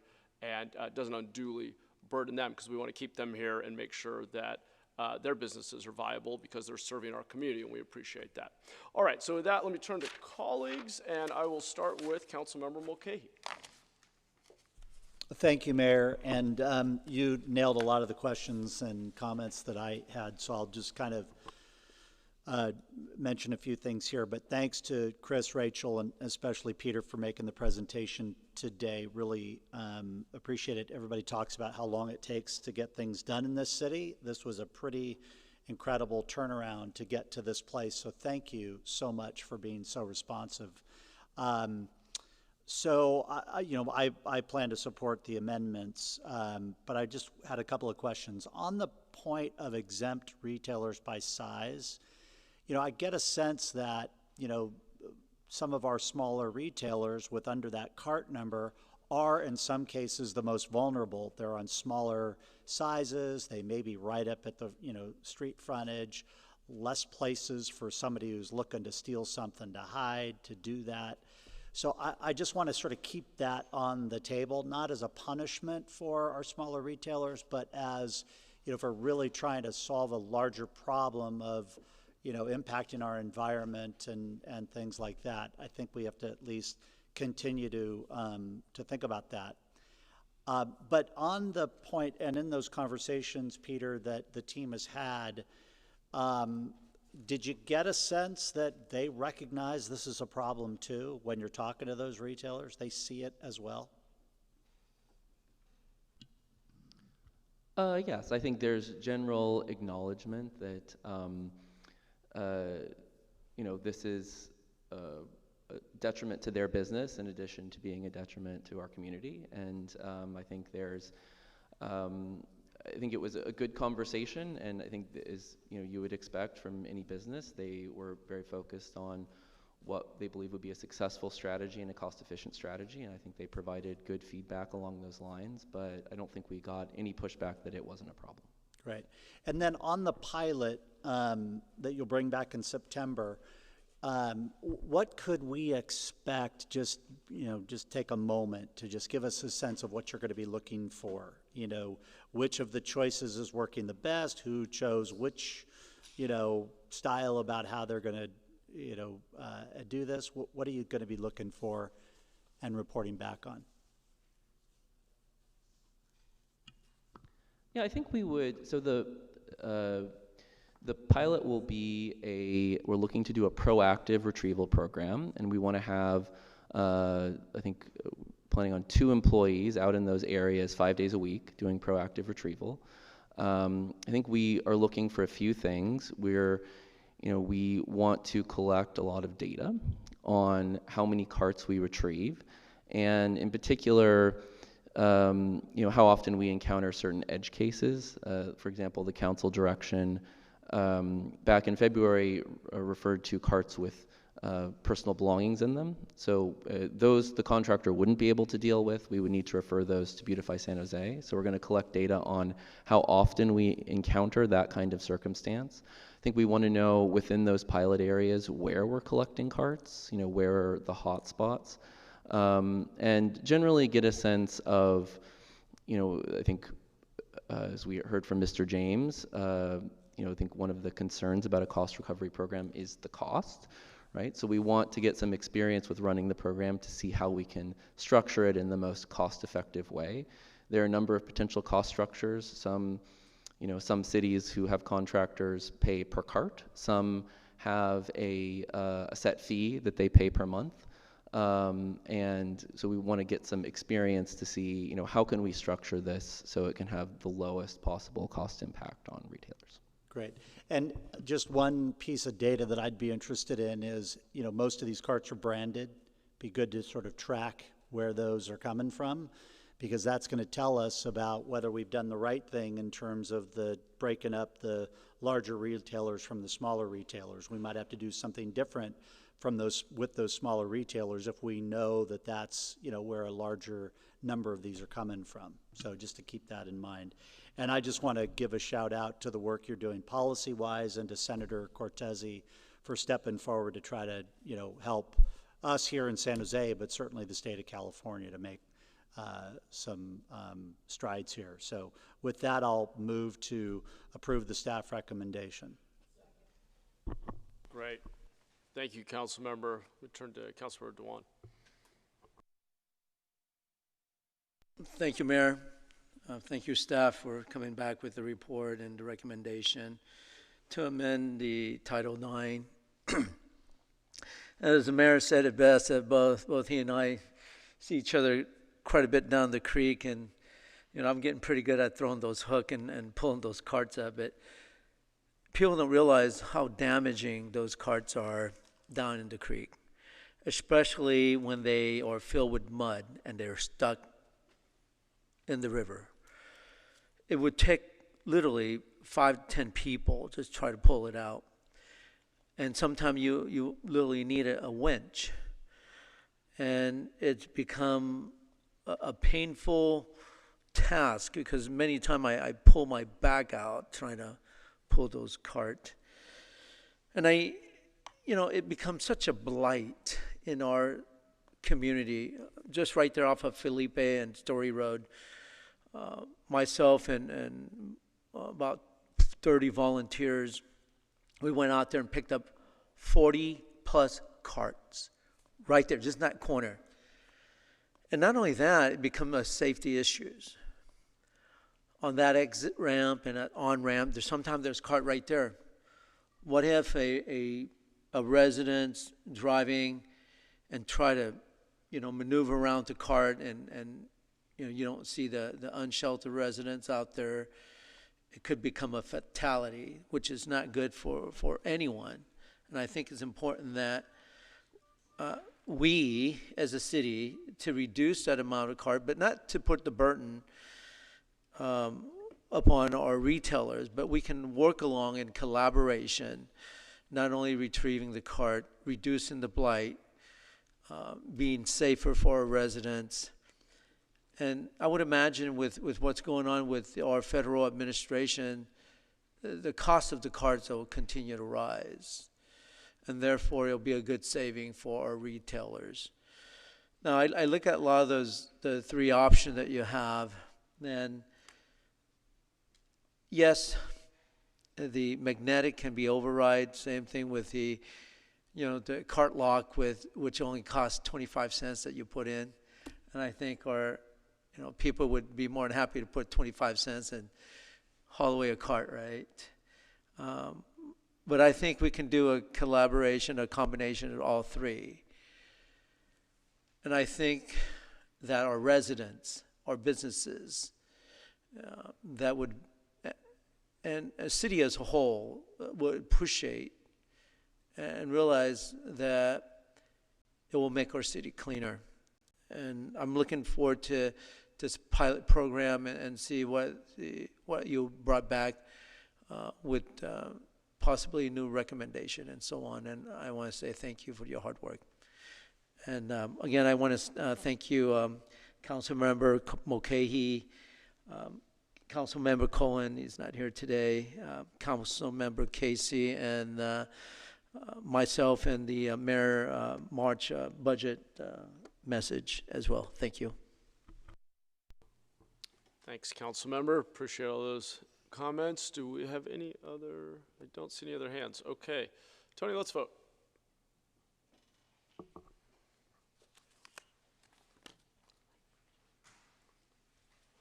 Motion passes unanimously.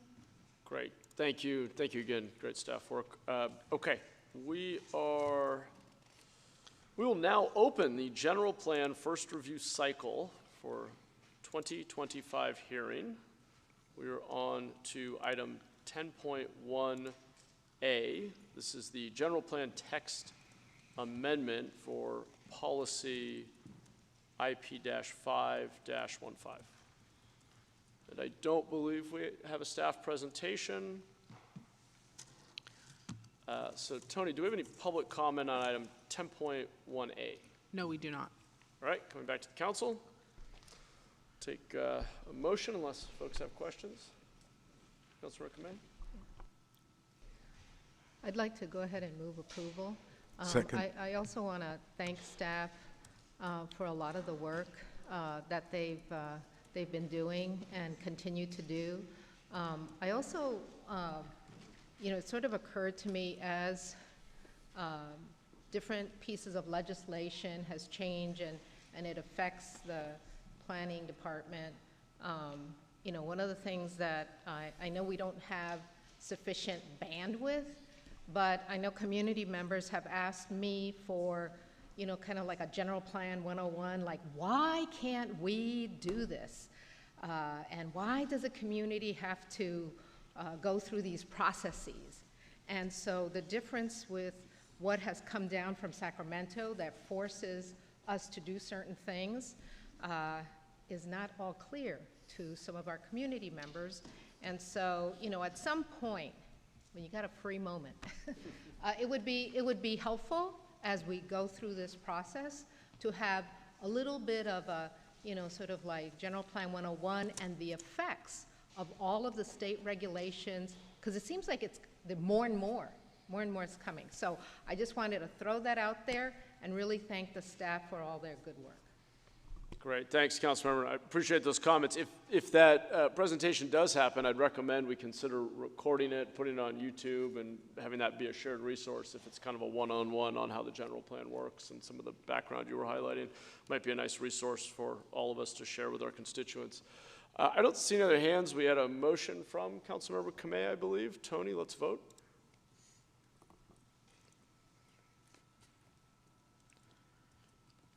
Motion passes unanimously.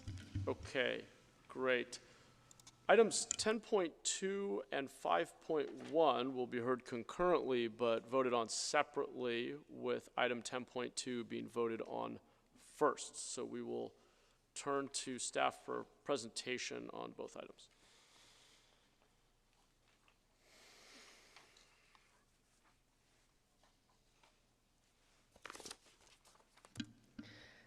Good afternoon, Mayor, City Council. Ruth Gueto, Principal Planner with the Planning Division.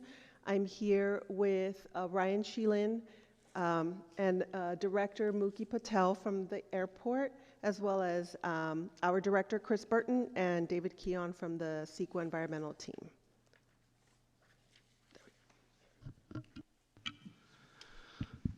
Thanks, Ruth. Good afternoon, Ryan Sheelan, Senior Planner, Airport. So I want to briefly discuss this property and orient us in relation to the airport.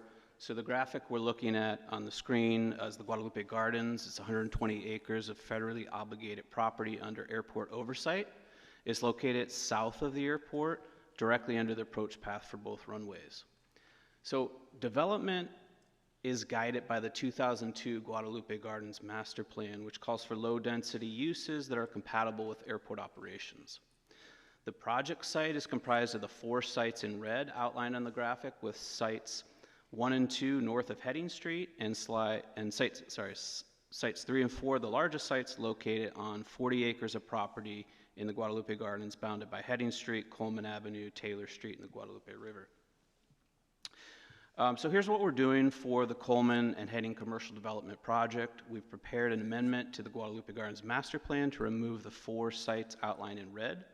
We have a general plan amendment and rezoning. Of course, we have CEQA, Environmental Impact Report, and we're also, the airport's developing an RFP to be released in early 2026 for the sites. So I'm going to take a step back for a minute. There's a lot of history in this area. During the pandemic, we had large-scale encampments in the Guadalupe Gardens.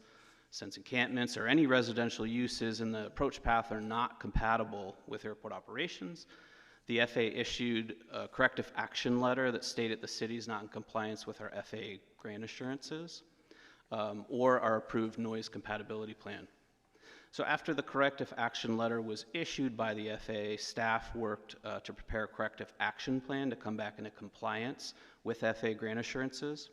So in October 2021, we came to City Council with a plan, an initial plan to fence off the entire 40 acres in conjunction with a phased abatement of the encampments, and there were also temporary street closures of Spring and Asbury Street to accomplish this.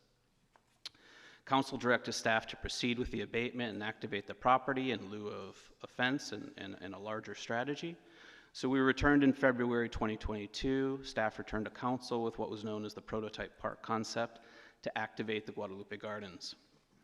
Council directed staff to proceed with this concept to activate the property, and the dog park, you can see the graphic top right, was constructed and opened in spring 2023. Also, we're currently pursuing community gardens, urban agricultural concepts, as well as disc golf.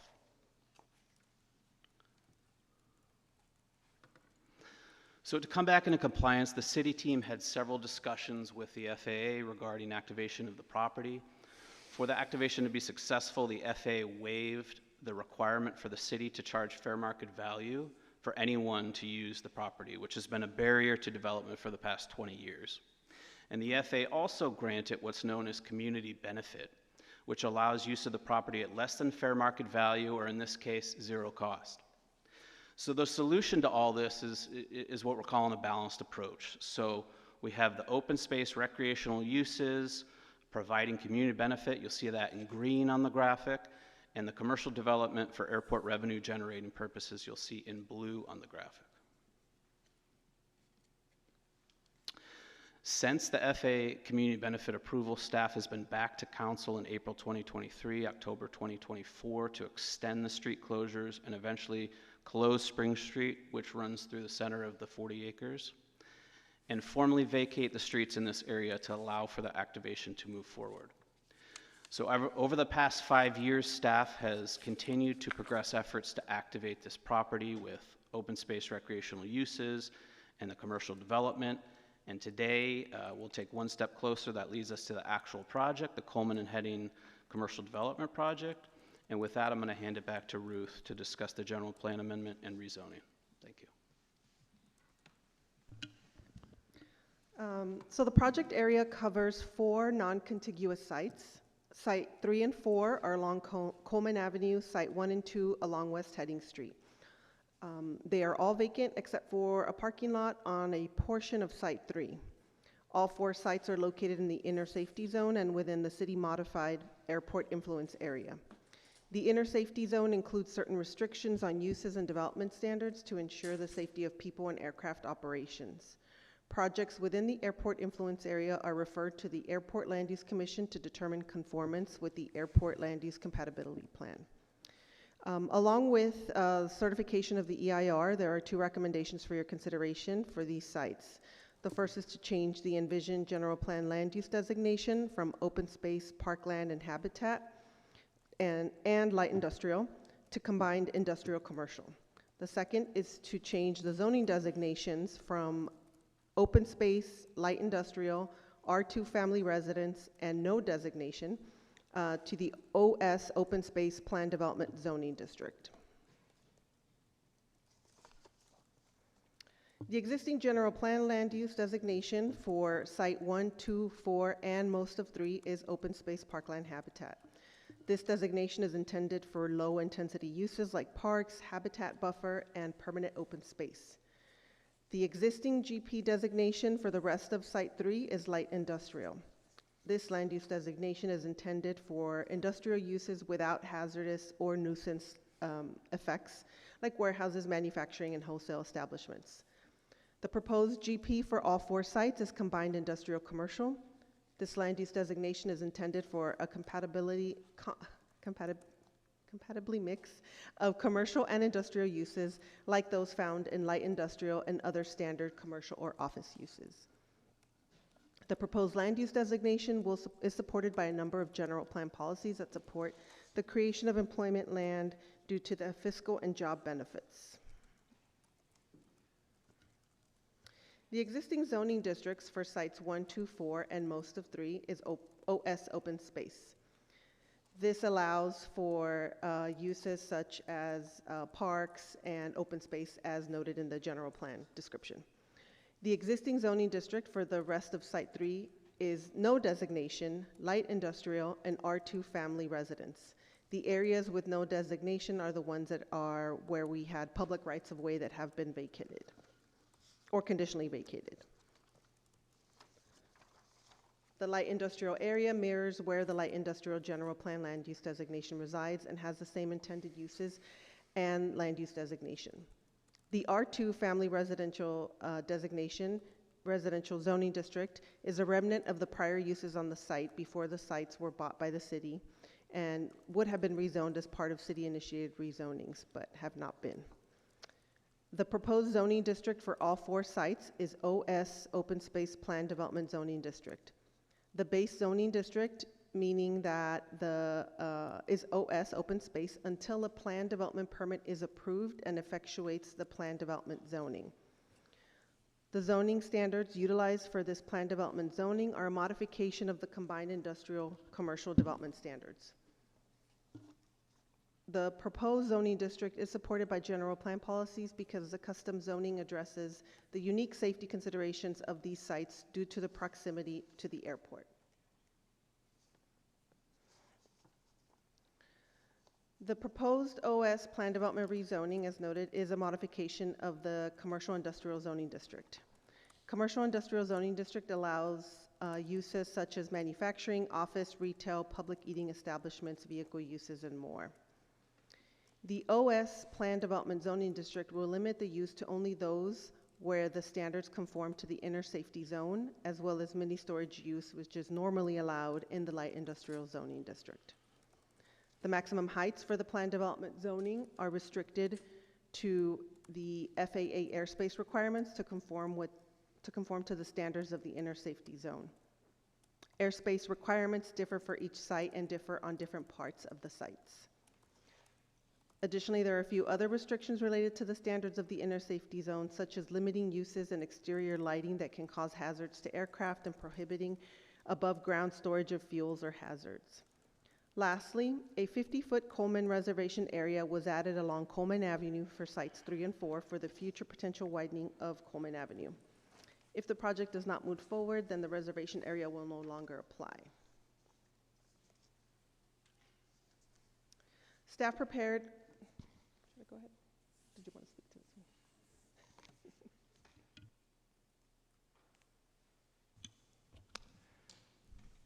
Good afternoon, David Keon, Principal Planner of the city's Planning, Building, and Code Enforcement. So for this project, we did prepare an environmental impact report. I will briefly summarize that there were impacts identified to air quality, archaeological resources, noise, and transportation, among others.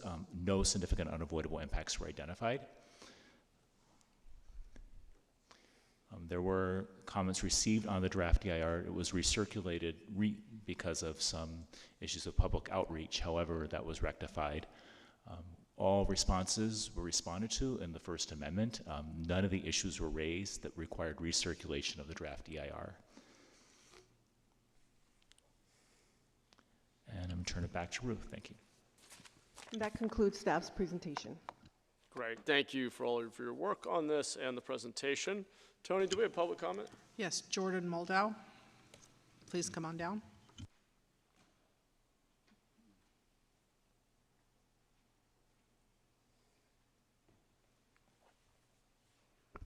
Hi, Jordan Moldow, District 3, and I wanted to comment specifically on the issue of the fair market value use versus the community benefit use of the land. There's a very interesting comment that was published on the EIR, which provided a bunch of primary sources from the 70s and the early 2000s regarding the purpose that the land was purchased for and the FAA regulations around that. The land was purchased for use as the airport approach zone, and according to the primary sources that were included in that public comment, it appears to be the case that the fair market value requirement would not apply to pieces of land such as that. And so I'm interested in knowing if that is in fact an FAA requirement. I know the FAA is requiring removing the housing elements from that land, but I'm not understanding the part about how we can't develop the land because we have to do it at fair market value.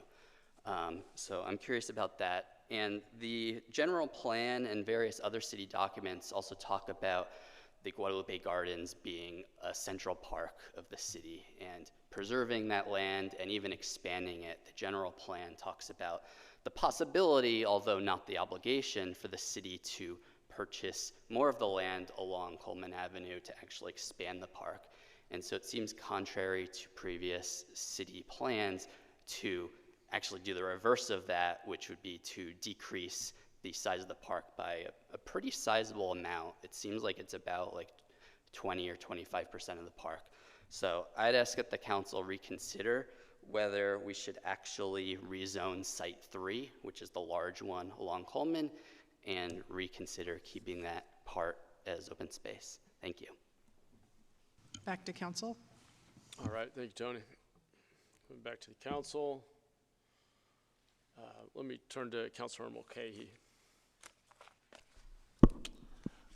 Thank you for the presentation, and both to the city and the airport staffs. Know you've been working on this for years, and it's great to finally be at a place where we're taking another step forward. And as my colleagues and I just considered recently the improvements for Columbus Park, this is just another step in sort of the renaissance of that area that has been in such, with a big question mark for so many years. So I'm excited for that. The proposed resolution and amendments address several things.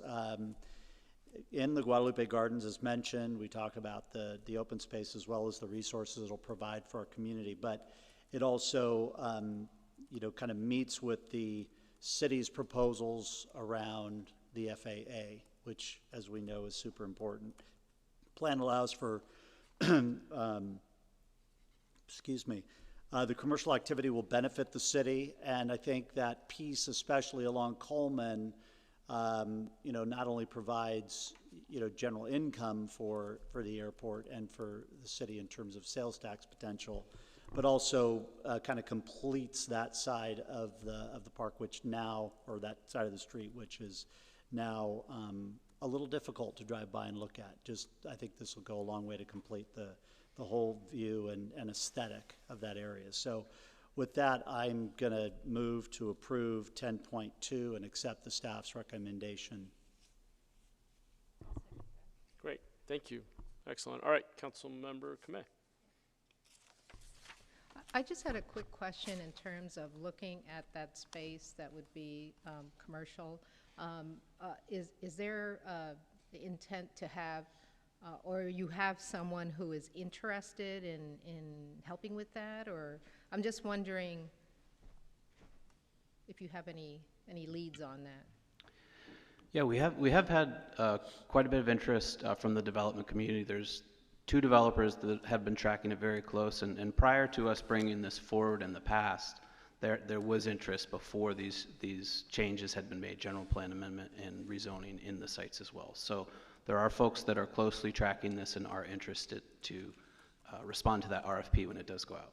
Yeah, because I was also curious as to, I do know that there was interest in having sort of some of that open space, like even for soccer fields or other things, you know, in a more, you know, having a vendor come in and do that. So I don't know, but would that preclude someone else creating sort of a space or bringing forth a proposal that says, hey, this is great to be able to develop into some kind of additional soccer fields that would be operated sort of commercially?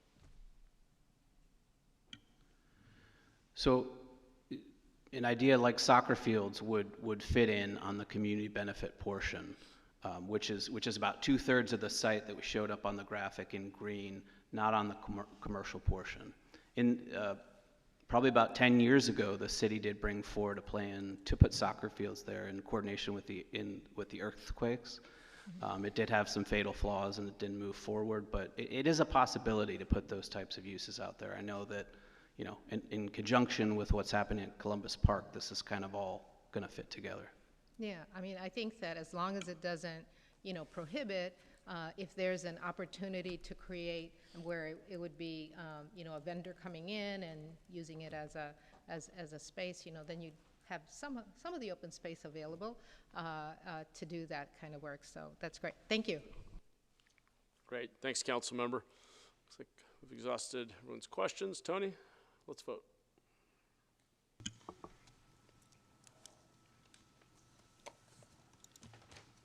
Motion passes unanimously.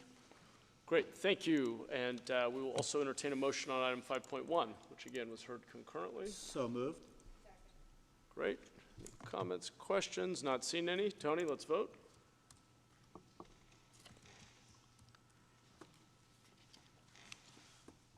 Motion passes unanimously. Great. Thank you all. Thank you to staff.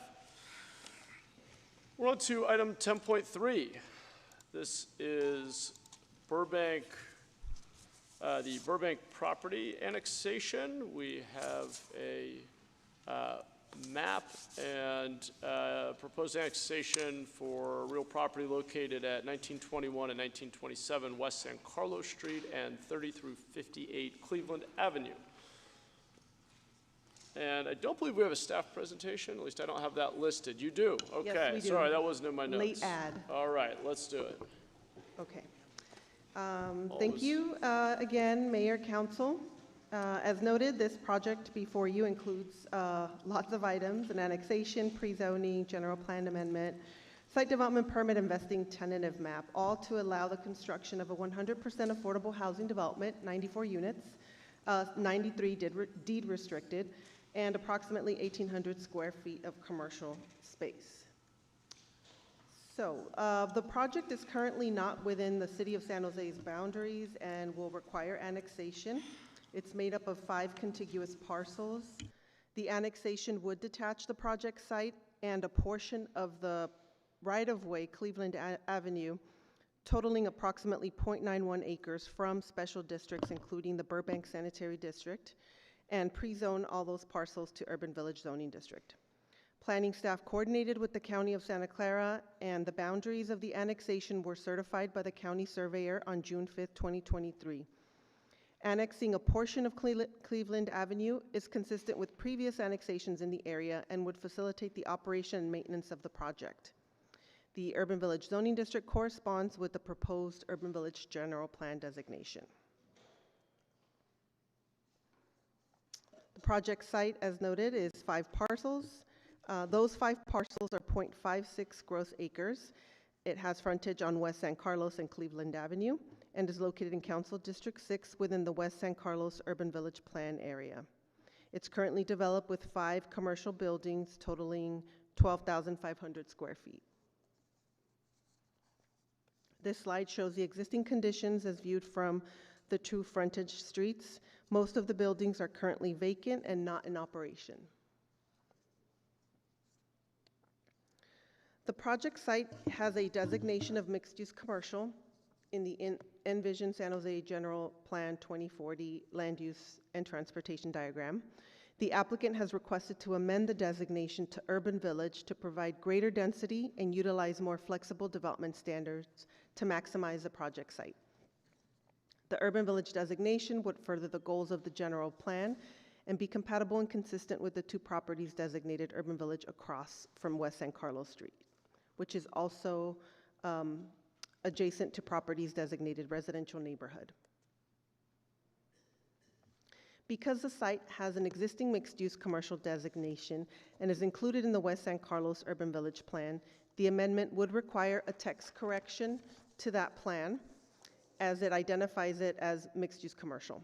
Specifically, figure 3-1 in the plan, which is the plan's land use map, would need to be amended. The urban village designation would allow the project at the proposed density, which is 168 dwelling units per acre, and affords the project more flexible development standards.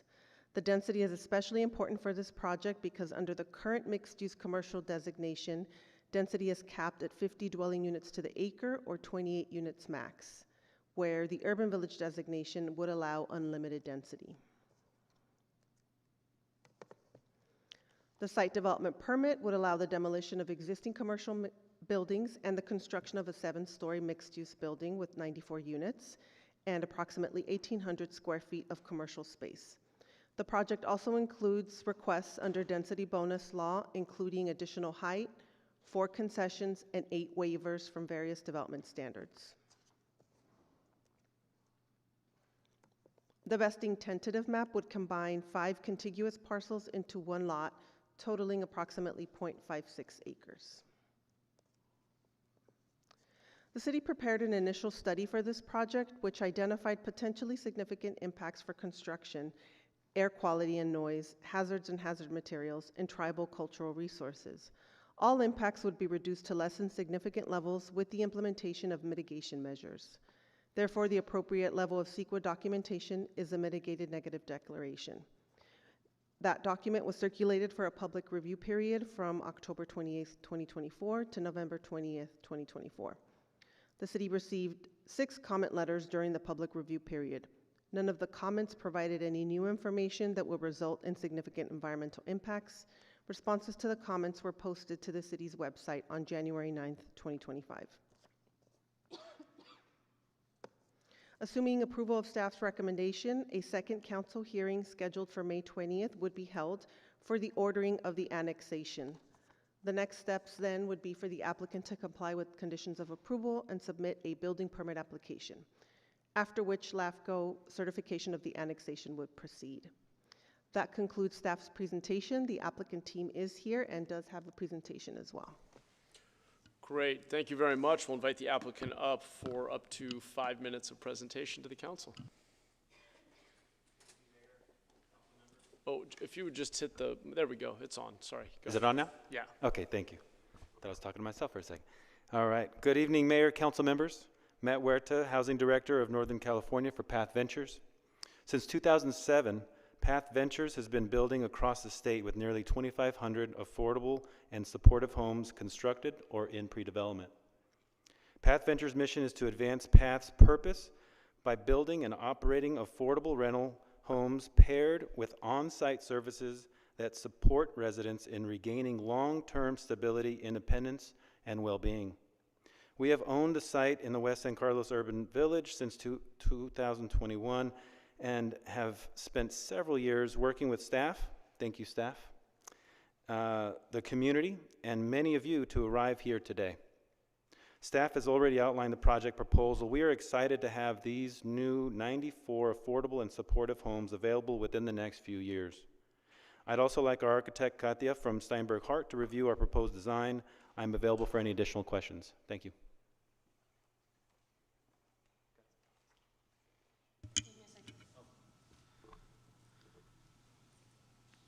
You're together?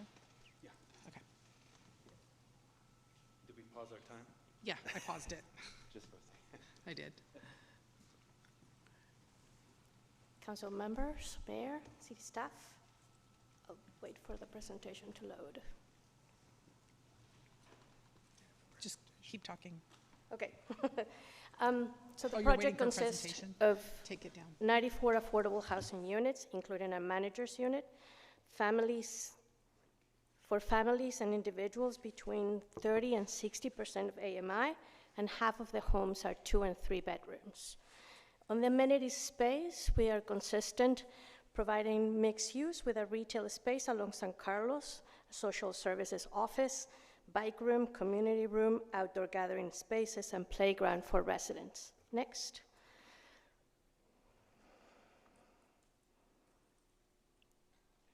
Good. The project goals really started with wellness for the residents, creating opportunities for the community and art, providing quality homes, be a good neighbor for the community, and capitalize on the gifts of the site. The party of the beginning really started with the context and being respectful of the neighbors, providing those quality units, quality living, energy efficient, and outdoor connections, and again, that community connection with retail. The design concept then is all about respecting, reflecting, and connecting. Respecting the context, and that's why we have gardens, massing changes, and articulation on the facade. Reflecting the neighborhood character and the mid-century buildings that are around, and the Spanish Revival architecture in the area, and connecting with people, providing those social spaces throughout the entire project. The amenities really starting at the ground floor with bike room, retail parking, social services offices, and then going up community room, kids playground, and outdoor gathering spaces at different levels. And we hope for your support at the end. What I mentioned to the Planning Commission is all the easy sites for affordable housing are gone. So yes, we're asking for a lot, but we hope for your support. Thank you. Thank you. All right, Tony, do we have public comment? Yes. Great. Alex Shore, Manuel, and Esmeralda Varelas, please come on down. No particular order.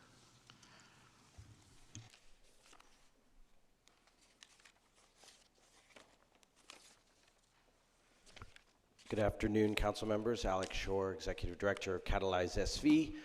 Good to be back with y'all, and exciting to be here for an affordable housing project that I think all this council can be excited about. Our members scored this project, if you can believe it, 3.5 years ago, and we have been waiting for it, and fortunately it has continued to move forward in a great way with a vibrant project with great affordable homes, many of which will be for families. And even though the parking ratio has gone up a little bit since we scored it, it is still very low and very reasonable. We're excited about the ground floor activation. We're excited about the name of the project, Villas on the Row, which celebrates the antique row that Councilmember Ortiz has talked about before. So we think this is a great project. We're so glad to see West San Carlos, which desperately needs more activity and vibrancy in housing, to see it activated through this site. We appreciate PATH's continued community engagement efforts to talk to the community, to listen to that input, and be respectful. And our members are always excited to see projects that maximize density. We want to thank city staff for processing the waivers and the incentives. We want to thank PATH for their doggedness and their creativity in pursuing a general plan amendment that allows them to build as many affordable homes as possible. We are very, very grateful for that. So let's cut my time short and ask you guys to start voting as soon as you can, hopefully for support for the project. Thank you so much. Thank you. Next speaker. Good afternoon. My name is Esmeralda Varelas with Destination Home. Our region is in the midst of a housing and homelessness crisis, as you may know, driven in large part by the lack of deeply affordable housing for extremely low-income families and individuals. To truly address this crisis, we must prioritize building more housing that serves those with the lowest incomes. Projects like this one, PATH Villas on the Row, represent exactly what we need: permanent affordable housing with on-site services that create stability and opportunity for those most impacted by the housing shortage. Approving the annexation of these properties is a step towards meeting our community's larger goals, ensuring more of our community members have access to a safe, affordable, place to call home. I urge you all to vote in favor of this proposal. Thank you very much. Thank you. Next speaker.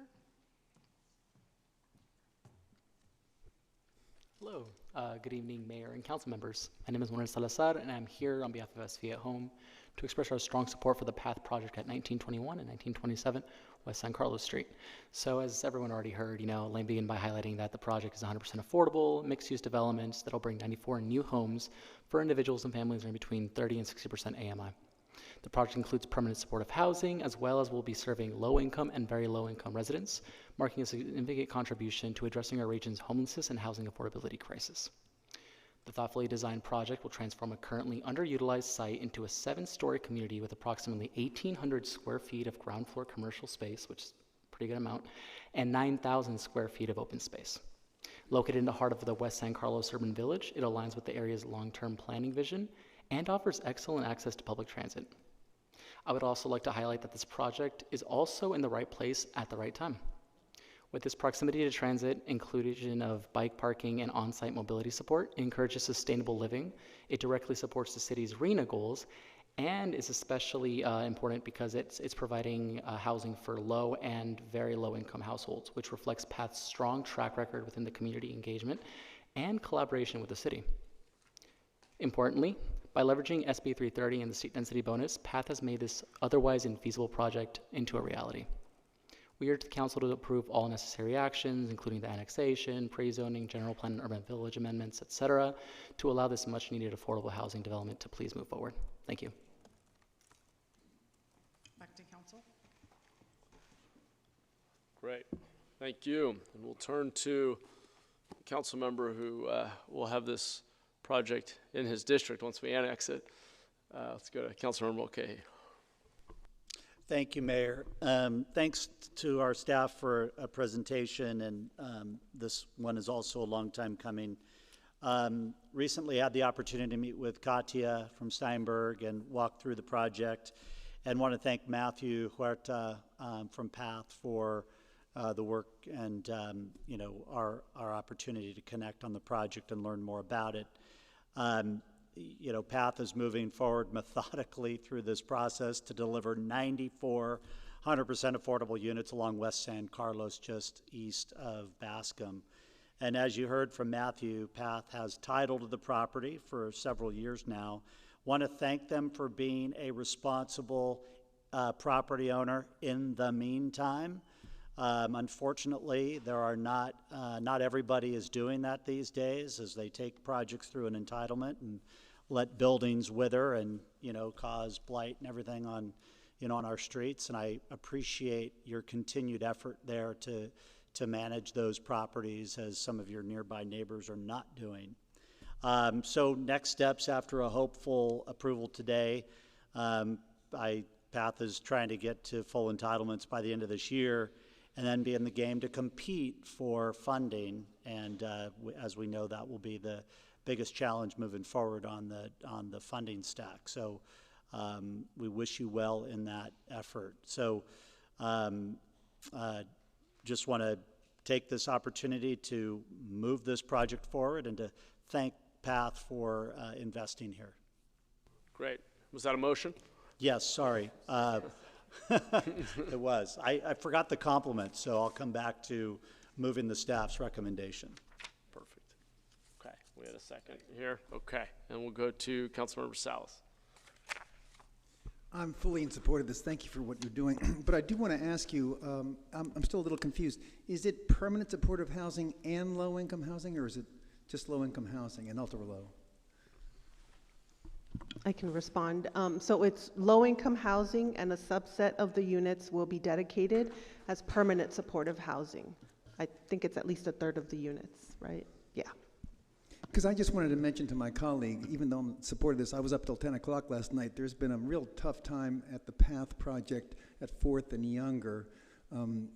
There's not enough, there's limited parking, and some of the permanent supportive folks there or have 2 and 3 and 4 cars, and so it's become a real issue with the neighbors. I don't know, but I just wanted to make sure you're aware of that, and it does become an issue. We've asked them. I've been working with this county supervisor on that, but they're pushing them to limit the number of cars in the lease if at all possible. The other question is, who is going to be managing the building? Is it PATH also managing the building, or what's the plan? Okay, I'll let the applicant respond. Thank you, Councilmember, for your questions and leadership. Appreciate your engagement there with the 4th Street issues and the county as well. Our intention is to provide.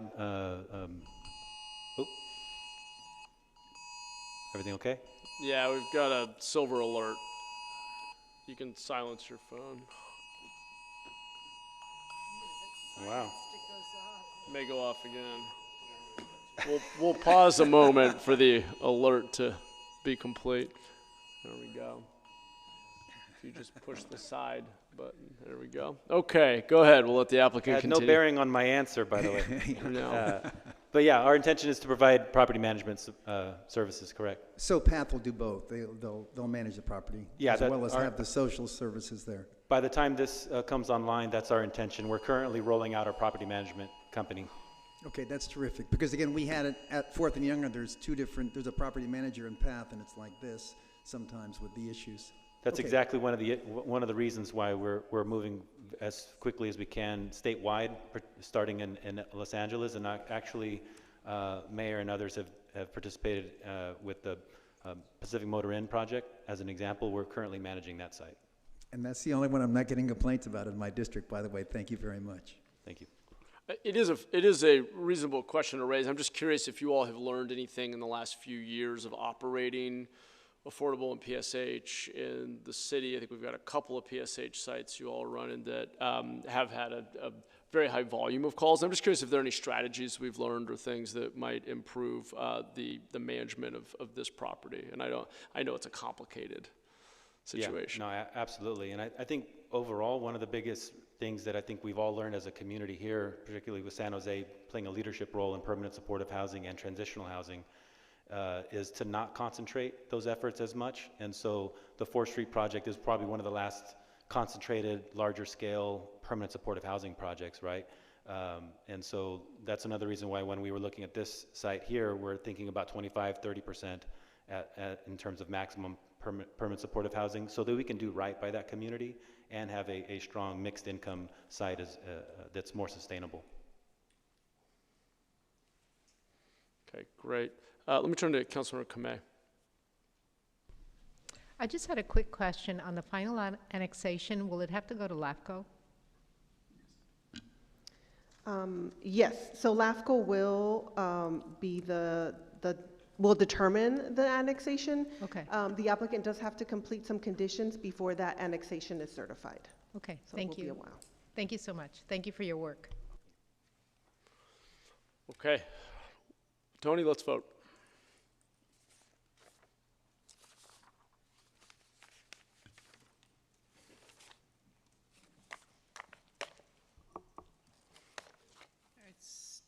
There it goes. Motion passes unanimously. Okay, congratulations. Great, thank you all.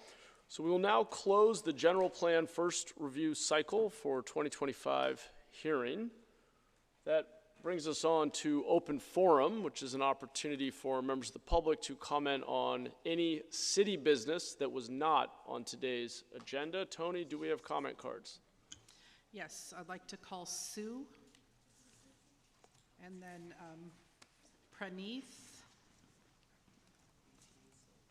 I can't read the handwriting on the next one, and then that starts with an H, last name starts with an M, and then Anisha, last name K, Sujatha, Devender, and Vijay Risi. I think I said that wrong. Come on down, and then I'll call the other names. Go ahead. Am I on? Okay. I wanted to thank you for allowing me to speak today, Mr. Mayor and Council Member. Thank you, Mr. Dwan, I've met you before. And this is in regards to the RDA, or the San Jose's successor of the RDA, and the contracts that it has with some of its properties that is the beneficiary of. I happen to be a victim of neglect and lack of maintenance and repairs of many different things of their infrastructure of this one building. And I have been told by code enforcement that they could not be violated because they did not violate any permit standards.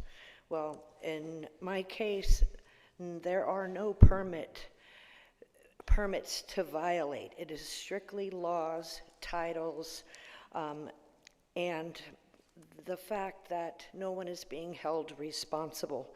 I have had close to a loss of life. I've spent thousands of dollars as a result of this maintenance, the lack of maintenance. And I've been told stories about different things not being valid when I actually have had through the documents that I pulled from the county, I can basically say that those comments were not true. I have to thank Mr. Christopher Burton, because he was one of the first people that I had complained this to a year ago, and he directed me to code enforcement. Also, the DOT director, John Risto, he has helped me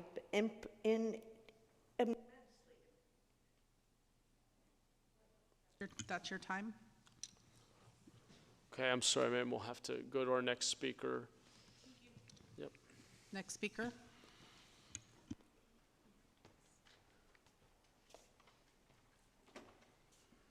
We're just going to do ours in. Yeah. Hello, Mr. Mayor and honorable council members. My name is Praneeth Kalreddy, and I'm here with a few members of my family and friends. We're here to bring light to some injustices that have befallen our father's business. Silicon Valley Granite is a natural stone and tile importer and supplier in San Jose, and they've served here for over 20 years. My father's been in business for a long time here and served the community. And his livelihood is essentially about to end on Thursday when the sheriff comes to lock up his gates. This all started in 2021 when the VTA filed an eminent domain lawsuit for the land that he operates his business on. And since then, we've been in negotiations with the VTA, and we've been obliging to their every request. And we've been attempting to reach a mutually beneficial resolution to this and move off the property. However, the VTA has repeatedly moved the goalposts on us, and their terms have always demanded that we move from the property in a very unreasonable time frame. And if we don't, then we would lose all rights to compensation and the property that would be remaining. We've had multiple verbal agreements with the VTA that the lawyers seem to just flip-flop on by the next day, and the settlements are never formalized in writing. Obviously, SVG is unable to agree to that type of agreement or those types of onerous terms. And let me give you some context on what it would take to move this type of business. His 3-acre lot has over 7,000 massive slabs, hundreds of pallets of natural stone tiles, and countless monuments. There's 15 million pounds of inventory that would take hundreds of truckloads to move. And to make it even more challenging, it needs to be loaded and unloaded. Next speaker.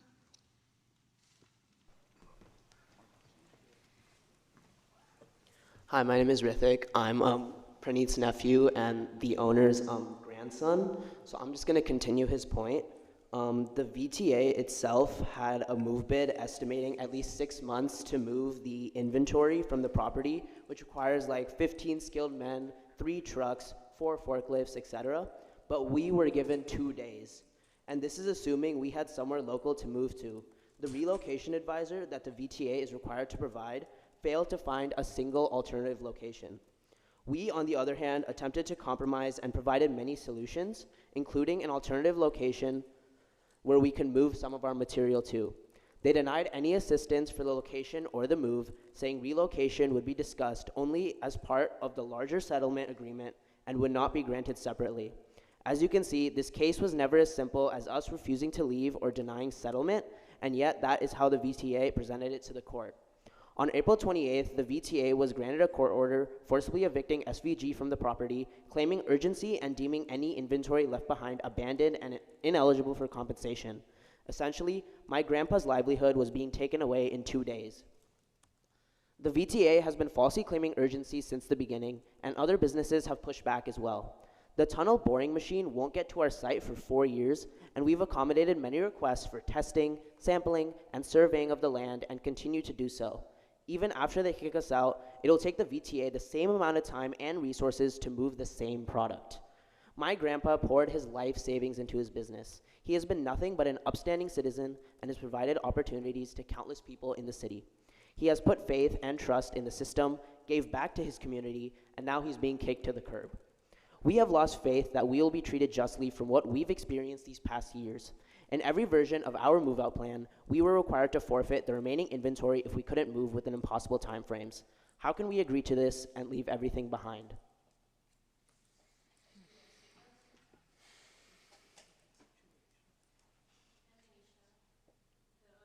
Can we turn on her mic, please? There we go. I'm Thank you. Anisha. The owner is my father, and I'll be continuing his point. We asked for the bare minimum, fair relocation support and time. Instead, they dragged us through bad faith negotiations, gave us impossible choices, and tried to strip us of compensation that we are owed under the law. In contrast, we've had many local businesses and individuals offer their own time and space to help us with this move. We are deeply grateful for everyone who has reached out and are proud to be a part of this community. From organizations that my dad has donated to in the past, like temples offering storage space, to individuals who read our story in the news and call offering their physical labor and time. Where we lost trust in the system, we found that our faith in the community has grown tenfold. The public support and outcry has helped us reach members of the VTA board, and their lawyers have finally reached out after months of radio silence. However, even this week, the VTA verbally agreed to a settlement just to renege the next day and never put any agreements in writing. Though we understand the VTA is an independent agency, some of you honorable council members are members of the board, and the VTA is still accountable to public representatives like you. Government agencies should not intimidate businesses or individuals with false urgency and a pretense of public good. Is it not an elected official's civic duty to maintain citizens' faith in the government? We ask you to uphold the rights of a local San Jose business and ensure not only that Silicon Valley Granite, but any entities dealing with eminent domain are treated fairly and humanely. Thank you for your time.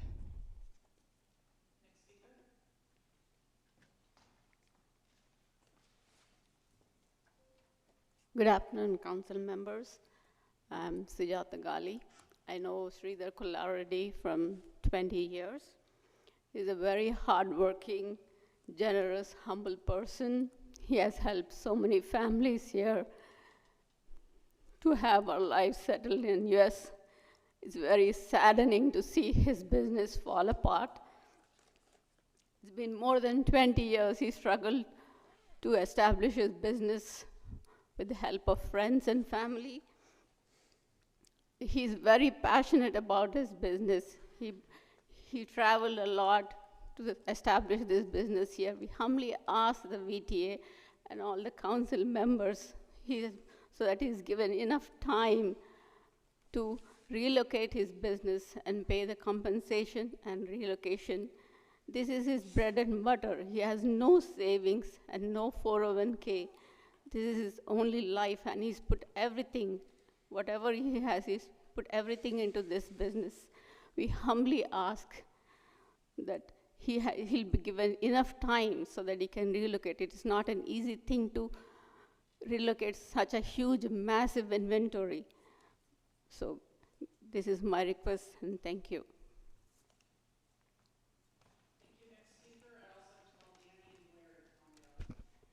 Good afternoon. My name is Vijaya, and I'm here to speak about Sridhar, a close family friend I have known for 28 years. Sridhar owns a granite business that he had worked hard to build for many years. It's more than just a job for him. It's how he supports his family and gives back to the community. He has been working at Silicon Valley Granite day and night for over 20 years, and I've seen him, how much effort he has put in to grow his business from the ground up. This granite company is his passion.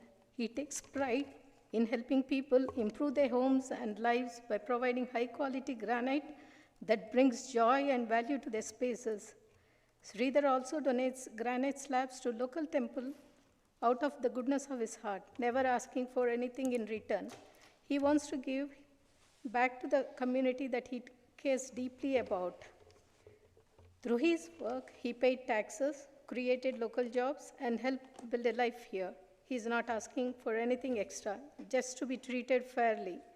He deserves a fair process, not to be evicted without proper support. Thank you so much for your time. Thank you.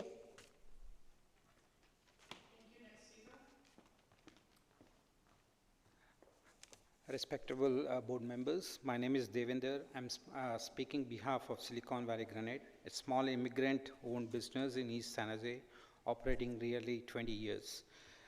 As you have just seen my family members talking about how all the history of it, I just wanted to mention that the neighbor next to our granite, there's another granite factory also. They have been given another until next year, June. And this is not fair. It's not like this particular granite, it needs very skilled labor to move the stuff one by one. Last 10 days, we have been moving few things, and a lot of things have been broken also, right? Because of the rush we are trying to do. And also, as we said, he's a very humble man. He contributes a lot to the community. There are a lot of homeless people around that particular complex, and a lot of people come into the complex to just take water from the land. So all those people are very humble there. There are a lot of cats also around in that particular area, where a lot of people, we feed them too. So it's not just a business, it's like the whole community there. So I ask to fairly treat him, and also council members to step up, please. Thank you.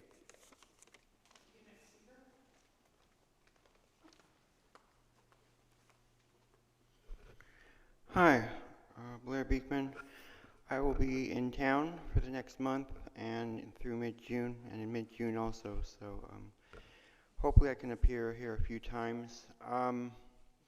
I guess the two things working on when leaving San Jose for San Diego, it's been a few years since Mayor Mahan has been here. I recently wrote a letter to Public Record talking about unhoused issues, and he's using models from San Diego at this time. It's a very complex situation in San Diego that I think the mayor here is trying to simplify with the arrest process. I hope that can be studied more and not used in the end. With that said, I also hope the mayor, now it's been a few years now, the last few years of previous mayor Liccardo, he wanted to practice ideas with tech accountability towards, he was trying to practice open accountable models. He made it a very specific point in his corporate structures of how to address the future of tech accountability to make sure to hire city staff with a real commitment to working towards better communication skills and better practices with community, with tech issues. What is Mayor Mahan doing? What is his own stamp, his individual stamp to promote the future of tech accountability for the community? I'm interested what is developing in that with city government and with community, and how is that process going overall? And to conclude, I know you guys really like the efficiency of a public meeting process. there is something to be said in the importance of a shared open space for the public meeting process. And I hope that we can have future conversations to allow.